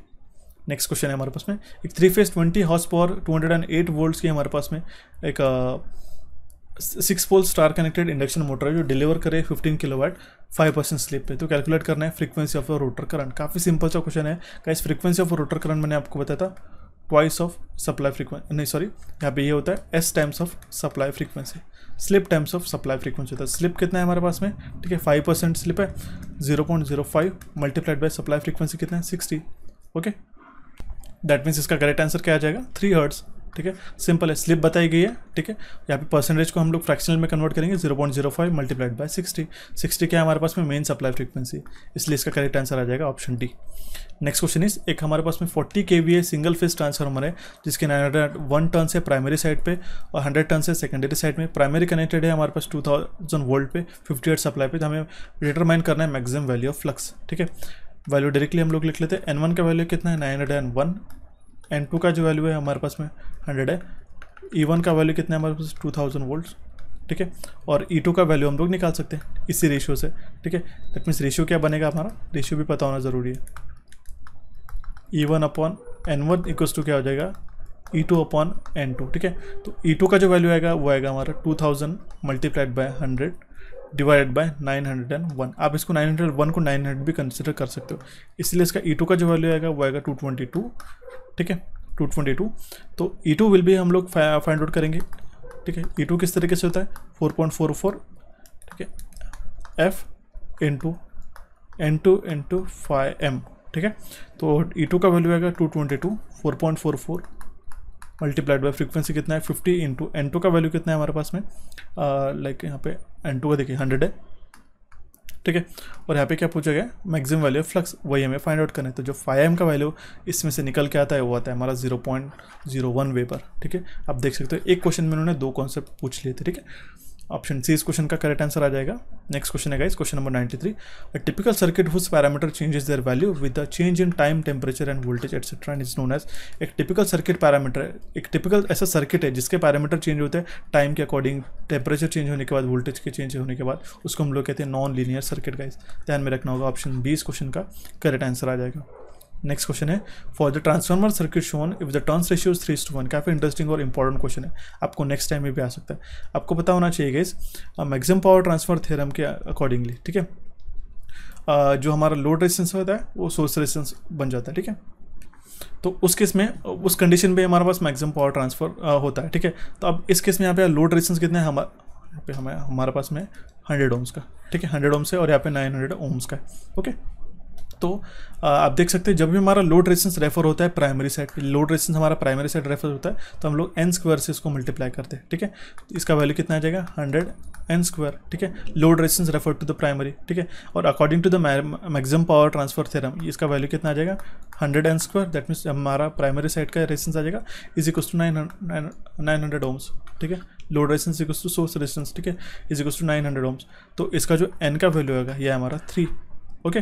दैट मीन्स जो हमारा रेशियो रहेगा, ठीक है, टर्न्स रेशियो रहेगा वो रहेगा हमारा 3:1, ओके। इसी के अकॉर्डिंगली हमारा जो मैक्सिमम पावर है वो ट्रांसफर होगा, इसलिए इसका करेक्ट आंसर आ जाएगा ऑप्शन डी, ठीक है। अगर हमारा ये 3:1 का टर्न्स रेशियो है, ठीक है, तो हमने अभी प्रूव कर लिया, ठीक है, 3:1 का जो रेशियो है इसी केस में हमारे पास में मैक्सिमम पावर ट्रांसफर हो सकता है, ठीक है। ऑप्शन डी इस क्वेश्चन का करेक्ट आंसर आ जाएगा। अगर आपको क्वेश्चन नहीं समझ में आया तो मुझे ज़रूर बताइएगा और अच्छी तरीके से इसको समझा दूंगा, ठीक है। नेक्स्ट क्वेश्चन है, यहाँ पे सीधा सीधा फॉर्मूला बेस्ड आपको जी का वैल्यू पूछा गया था, ठीक है। तो the force of attraction between बोला गया दो particle of masses m1 and m2 is separated by distance d, given है F is equal to g into m1 into m2 upon D square. तो हमें पूछे गया वैल्यू ऑफ g, सिंपल है, value of g कितना universal gravitational constant वो होता है। यहाँ पे उन्होंने यहाँ पे उन्होंने ऑप्शन में गलती कर दी, देख सकते हैं। इसका जो करेक्ट वैल्यू होता है 6.6733 into 10⁻⁻11 newton metre square upon kilogram square, ठीक है। ऑप्शन सी इस क्वेश्चन का करेक्ट आंसर आ जाएगा। सो ऑप्शन सी इस क्वेश्चन का करेक्ट आंसर आ जाएगा। So the next question is, which of the following phenomena is not accompanied with the corona effect on a conductors of a overhead power transmission line? मैंने आपको corona effect पे काफ़ी अच्छी तरीके से सेशन ले लिया है, ठीक है। इसमें जो है डीप रेड ग्लो नहीं आता है, ठीक है। हालांकि इसमें hissing noise, production of ozone gas and radio interference होता है, ठीक है, बट डीप रेड ग्लो इसमें नहीं होता है। अगर आपको अच्छी तरीके से देखना होगा तो इसमें what is corona effect in transmission line, इसके सेशन के लिंक मैं आपको पर्सनली दे दूंगा, कमेंट बॉक्स में आप मुझे जरूर मांगिएगा। 10 से 15 मिनट का सेशन है, इसके अंदर इसका फॉर्मूला और बाकी डिस्क्रिप्शन जो है वो ऑलरेडी मैंने एक्सप्लेन कर दिया। काफ़ी इंटरेस्टिंग सा सेशन है, जाके ज़रूर देखिएगा, काफ़ी इंपॉर्टेंट भी है। इसमें सारे इन डेप्थ जो हम लोग आपको हालांकि फिनोमिना पता होता है, लेकिन उसके जो बाकी पॉसिबिलिटीज़ रहती है, बाकी उसका जो फॉर्मूला रहता है, किस तरीके से डिपेंडेंसी होती है, ये सारी चीज़ें मैंने वहाँ पे एक्सप्लेन करके रखी है, ज़रूर जाके देखिएगा। नेक्स्ट क्वेश्चन है, the relation between the height of a transmission tower and the capacitance of a line to earth is, ठीक है। जो height of a transmission tower होता है और जो कैपेसिटेंस रहता है फ्रॉम लाइन टू अर्थ, ठीक है, वो इनवर्सली प्रोपोर्शनल होता है। दैट मीन्स जितना बढ़ेगा, ठीक है, उतना ही लाइन टू अर्थ रेजिस्टेंस हमारा कम हो जाएगा, कैपेसिटेंस जो है हमारा कम हो जाएगा। इनवर्सली प्रोपोर्शनल रेशियो रहता है। सिंपल सा क्वेश्चन था, फंडामेंटल क्वेश्चन है। नेक्स्ट क्वेश्चन है, 3 कैपेसिटेंस जो है हमारे पास में कनेक्टेड है पैरेलल में, देख सकते हो 3 कैपेसिटेंस हमारे पास में कनेक्टेड है पैरेलल में, ठीक है। इसका हम लोग इक्विवेलेंट कैपेसिटेंस निकाल सकते हैं, ठीक है। 15, 25 और 40 है, 40 plus 40 will be equals to 80 microfarad, यह आ जाएगा हमारा इक्विवेलेंट कैपेसिटेंस। एक अभी एनर्जी स्टोर्ड पूछी है, तो एनर्जी हम लोग स्टोर्ड किस तरीके से निकालते हैं, हाफ CV², ठीक है, 1/2 into 80 into 10⁻⁻6 multiplied by voltage कितना है हमारे पास में 250 वोल्ट स्क्वायर, इसका वैल्यू आ जाता है यहाँ पे आ जाएगा 40, ठीक है। ये इसका करेक्ट आंसर आ जाएगा 2.5 जूल्स। काफ़ी सिंपल सा क्वेश्चन है। अब देखिए कैपेसिटेंस यहाँ पे पैरेलल में कनेक्ट है, इसलिए हम लोग इसके इक्विवेलेंट कैपेसिटेंस डायरेक्टली ऐड करते हैं, बट अगर यहाँ पे सीरीज में रहता था उसकी कंडीशन में डिफरेंट हो सकती थी। इस तरीके से गलती नहीं करनी है आपको। नेक्स्ट क्वेश्चन हो जाएगा हमारे पास में, identify the type of cable used in a given figure. यहाँ पे जो केबल बताया गया है, ठीक है, इसका कौन सा केबल है हमें क्वेश्चन में पूछा गया, तो वो है हमारे पास गैस फील्ड केबल, ठीक है। इसके लिए मैंने आपको गैस प्रेशर केबल है, इसका करेक्ट आंसर आ जाएगा। इलेक्ट्रिक केबल्स में हमने सारी चीज़ें डिस्कस की है, काफ़ी इंपॉर्टेंट है, जाके ज़रूर देखिएगा। MCQ के साथ में आपको डिटेल थियरी भी मैंने यहाँ पे बताई है, ओके। नेक्स्ट क्वेश्चन आ जाएगा हमारे पास में, question number 100, which of the following is not a true difference between the EMF and the potential difference. इसमें से कौन सा स्टेटमेंट करेक्ट नहीं है, ऐसा क्वेश्चन में पूछा गया। डायरेक्टली आंसर बताता हूँ। यहाँ पे क्या मेंशन किया है कि पोटेंशियल डिफरेंस जो है वो कॉज है करंट फ्लो का, ठीक है। पोटेंशियल डिफरेंस ये कारण है करंट फ्लो होने का, और यहाँ पे बोला गया कि EMF जो होता है इलेक्ट्रोमोटिव फोर्स, वो इफेक्ट है, उसका ये परिणाम है करंट फ्लो का। हालांकि उन्हें उल्टा स्टेटमेंट मेंशन कर दिया, ठीक है। ध्यान में रखिएगा, ऑप्शन सी इसका इनकरेक्ट स्टेटमेंट आ जाएगा, ओके। नेक्स्ट क्वेश्चन है, अभी हमारे पास में सिर्फ 20 क्वेश्चन रिमेनिंग है। What is the main purpose of using standard conductors in overhead lines for a power transmission. Standard conductors का इस्तेमाल क्यों करते हैं, क्योंकि हमारे पास में फ्लेक्सिबिलिटी हम लोग बढ़ा सके, ओके। ऑप्शन सी इस क्वेश्चन का करेक्ट आंसर आ जाएगा। नेक्स्ट क्वेश्चन है guys, which of the following is a true for earth wire. Earth wire से रिलेटेड इसमें से कौन सा स्टेटमेंट करेक्ट है, तो ओनली फॉल्ट करंट फ्लोस, ये करेक्ट आंसर आ जाएगा। अर्थ वायर में ओनली फॉल्ट करंट फ्लोस, ये स्टेटमेंट हमारा करेक्ट आंसर आ जाएगा, इसलिए option B will be the correct answer in this case. Next question is, यहाँ पे जो ग्राफ बताया गया हम लोग काफ़ी बार डिस्कस कर चुके हैं, उन्होंने ग्राफ मेंशन करके बता दिया। ये रिप्रेजेंट करता है 3 फेज सिंक्रोनस मोटर का, ये प्लॉट है between which of the following. ये वी कर्व जो है वो प्लॉट रहता है हमारा आर्मेचर करंट और फील्ड करंट के बीच में। उसी तरीके से इन्वर्टेड वी कर्व जो है मुझे कमेंट बॉक्स में कमेंट करके बताइएगा वो किसके बीच में ड्रॉ किया, कौन से 2 क्वांटिटीज़ के बीच में ड्रॉ किया जाता है, ठीक है। नेक्स्ट क्वेश्चन है हमारे पास question number 104, which of the following statement is true for solid state relay. Solid state relay से रिलेटेड इसमें से कौन सा स्टेटमेंट करेक्ट है? इसमें से करेक्ट स्टेटमेंट है हमारा option C, SSR has a no moving part. इसमें से कोई भी मूविंग पार्ट नहीं रहते क्योंकि सॉलिड स्टेट डिवाइसेस हमने इसमें यूज़ किया है, ठीक है। नेक्स्ट क्वेश्चन हो जाएगा 105, in 8051 architecture which of the following is not a eight bit specific feature. 8051 architecture के अंदर इसमें से कौन सा 8-बिट स्पेसिफिक फीचर नहीं है? तो वह है हमारा डेटा पॉइंटर। ऑप्शन ए इस क्वेश्चन का करेक्ट आंसर आ जाएगा, ठीक है। एक्सेप्ट यहाँ पे मेंशन करके रखा है मैंने। The most widely use register in the 8051 are accumulator है, R0 से R7 लगता है, डेटा पॉइंटर रहता है DPTR, और प्रोग्राम काउंटर रहता है, ठीक है। सारे 8-बिट के एक्सेप्ट DPTR, ठीक है, एंड PC, इसलिए इसका करेक्ट आंसर आ जाएगा option A. Next question is maximum load allowed in a power circuit to the light fan in a sub circuit. काफ़ी सिंपल सा रेशियो बताया गया। अगर आपको पावर सब सर्किट में मैक्सिमम लोड पता है, ठीक है, जो कि होता है हमारा 3000, और सब सर्किट में अगर आपको पता है जो कि होता है हमारा 800, इससे आप लोग रेशियो निकाल सकते हैं 30/8। रेशियो के फॉर्म में इन्होंने क्वेश्चन पूछ लिया। ऑप्शन ए इस क्वेश्चन का करेक्ट आंसर आ जाएगा। नेक्स्ट, इसलिए आप देख सकते हो दोनों भी फंडामेंटल क्वेश्चन कॉन्सेप्ट आपको पता होना जरूरी है।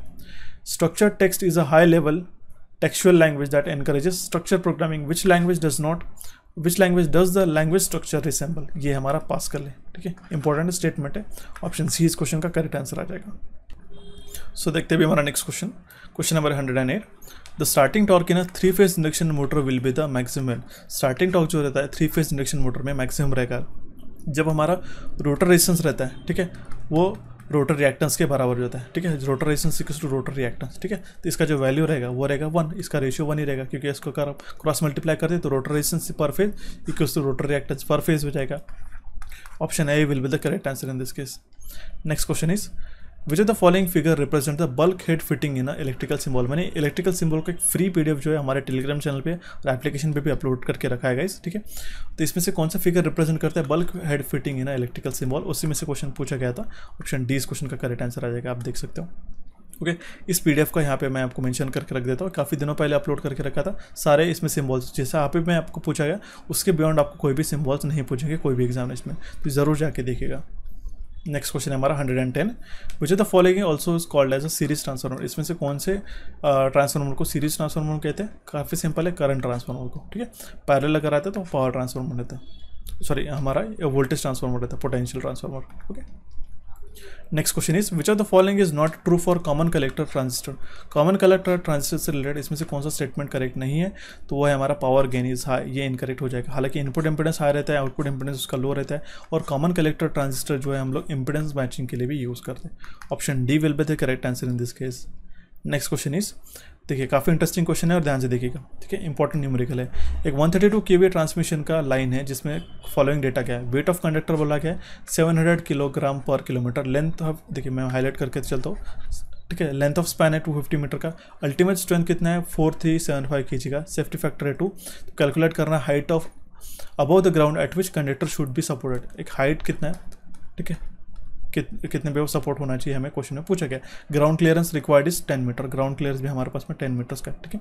तो देखिए ये मैंने आपको मेंशन करके रखा है सो दैट आप समझ सको कि वर्किंग टेंशन अगर हमें निकालना है जिसका वैल्यू होता है ultimate strength upon safety factor. तो अल्टीमेट स्ट्रेंथ कितना है हमारे पास में, ठीक है, वो हमारे पास 4375 divided by safety factor is given as 2। इसका वैल्यू आ जाता है 2187.5 kg में वैल्यू रहता है। और आपको पता होना चाहिए कि वेट ऑफ कंडक्टर हम लोग निकालेंगे, ठीक है, वो कितना हो जाएगा 700 अपॉन किलोमीटर का वैल्यू है, ठीक है, डिवाइड बाय हम लोग 1000 करेंगे तो उसका जो वैल्यू होता है 0.7 kg, ओके। तो इसमें हम लोग सैक का फार्मूला आपको पता होना चाहिए, वो थे हमारे पास में WL²/8T। I change the colour guys so that आप यहाँ पे कंफ्यूज ना हो, ठीक है। तो वो हो जाएगा हमारे पास में W का वैल्यू कितना है 0.7, L का वैल्यू कितना है हमारे पास में 250 मीटर्स में ऑलरेडी गिवन है, डिवाइडेड बाय 8 मल्टीप्लाइड बाय ये हमारा जो वर्किंग टेंशन है T का जो वैल्यू है हमारा, ये हम लोग यहाँ पे वैल्यू सब्स्टिट्यूट करेंगे 2187.5। इसको हम लोग सॉल्व करने के बाद जो वैल्यू मिलता है 2.5 मीटर। अगर आप यहाँ पे 2.5 मार्क करके रहता था, आप समझ लो ऑप्शन सी में, तो इसको आप मार्क करके मत आना, गलत हो जाएगा, ठीक है। 2.5 की बात करो, यहाँ पे 12.5 है, बट यहाँ पे आपको क्या ऐड करना पड़ता है, जो ग्राउंड क्लियरेंस ऑलरेडी हमारे पास में गिवन है, ठीक है, तो वो उसको हमें ऐड करना पड़ता है, प्लस इसमें 10 ऐड करेंगे तो आ जाएगा हमारा 12.5। इसलिए इसका करेक्ट आंसर आ जाएगा ऑप्शन सी। इंटरेस्टिंग क्वेश्चन था, ध्यान में रखिएगा, option C will be the correct answer in this case. Next question is question number है 113। क्वेश्चन में क्या पूछा गया, what type of power is generated by power factor correction capacitor connected to plants and used for improvement of power factor. जब भी हम लोग power factor improvement की बात करते हैं तो हम लोग रिएक्टिव पावर को जनरेट करते हैं, ठीक है। ऑप्शन सी इस क्वेश्चन का करेक्ट आंसर रहेगा, ये रिएक्टिव पावर ही जनरेट किया जाता है by power factor correction capacitors. Okay, next question आ जाएगा, question number 114। The characteristics of IGBT is a combination of which of the following two devices. जो IGBT के कैरेक्टरिस्टिक्स है इसका किसका कॉम्बिनेशन है, ठीक है, वो कॉम्बिनेशन रहता है हमारे मॉस्फेट और BJT का। ऑप्शन डी इस क्वेश्चन का करेक्ट आंसर आ जाएगा guys. Next question is, considering the wind power plant tip speed of a blade upon wind speed का ये रेशियो किसका है, ठीक है, इसको हम लोग कहते हैं tip speed ratio guys, TSR जिसको हम लोग कहते हैं, TSR का ये रेशियो रहता है tip speed of the blade upon wind speed. ये काफ़ी इंपॉर्टेंट है विंड पावर प्लांट से रिलेटेड, ठीक है। ऑप्शन ए इसका करेक्ट आंसर आ जाएगा। नेक्स्ट क्वेश्चन है, which of the following is equals to 1 volt. 1 volt को हम लोग रिप्रेजेंट करते हैं 1 जूल पर कूलम भी, ठीक है। फंडामेंटल के कोर्स में मैंने आपको पढ़ाया था, काफ़ी सिंपल सा यूनिट है। ऑप्शन ए इस क्वेश्चन का करेक्ट आंसर आ जाएगा। नेक्स्ट क्वेश्चन है, find the Reynold number for a liquid flowing through cylindrical pipe where in V is equals to velocity of liquid, rho is the density of a liquid, eta is the coefficient of viscosity and viscosity of a liquid and D is the diameter of the pipe, ठीक है। इसका जो ratio बनता है R बनता है रो VD upon mu या फिर हम लोग ईटा कह सकते हैं, ठीक है। ये इसका रेशियो है, इसलिए इसका करेक्ट आंसर गिवन है ऑप्शन बी। अब देखिए यहाँ पे जो ईटा का जो वैल्यू गिवन है वो हमारे पास में, इसको हम लोग कहते हैं फ्लूइड डायनामिक विस्कोसिटी, जिसको हम लोग kg में रिप्रेजेंट करते हैं, ठीक है। और रो का जो ये रहता है वो हमारा kg पर मीटर क्यूब में रहता है। V जो रहता है वेलोसिटी ऑफ फ्लूइड वेलोसिटी वो मीटर पर सेकंड में रहती है, ठीक है। और D जो रहता है पाइप का डायमीटर वो मीटर में गिवन रहता है, ठीक है, ध्यान में रखना होगा। Option B will be the correct answer in this case.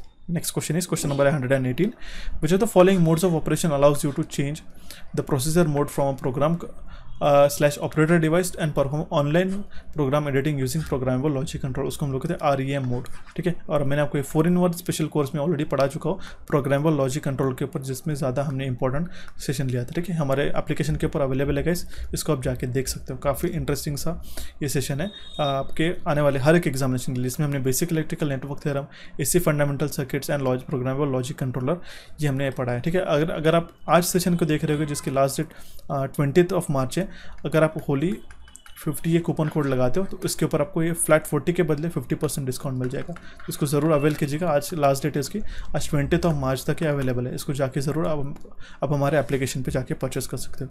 Option D इस क्वेश्चन का करेक्ट आंसर आ जाएगा। नेक्स्ट क्वेश्चन है, उसी के साथ ट्रांसमिशन वाले कोर्स में भी एप्लीकेबल रहेगा। What is the true condition for maximum power transfer from source to load as पर the maximum power transfer theorem. जब हमारा सोर्स रेजिस्टेंस इक्वल हो जाता है लोड रेजिस्टेंस, तब हमारी कंडीशन बनती है।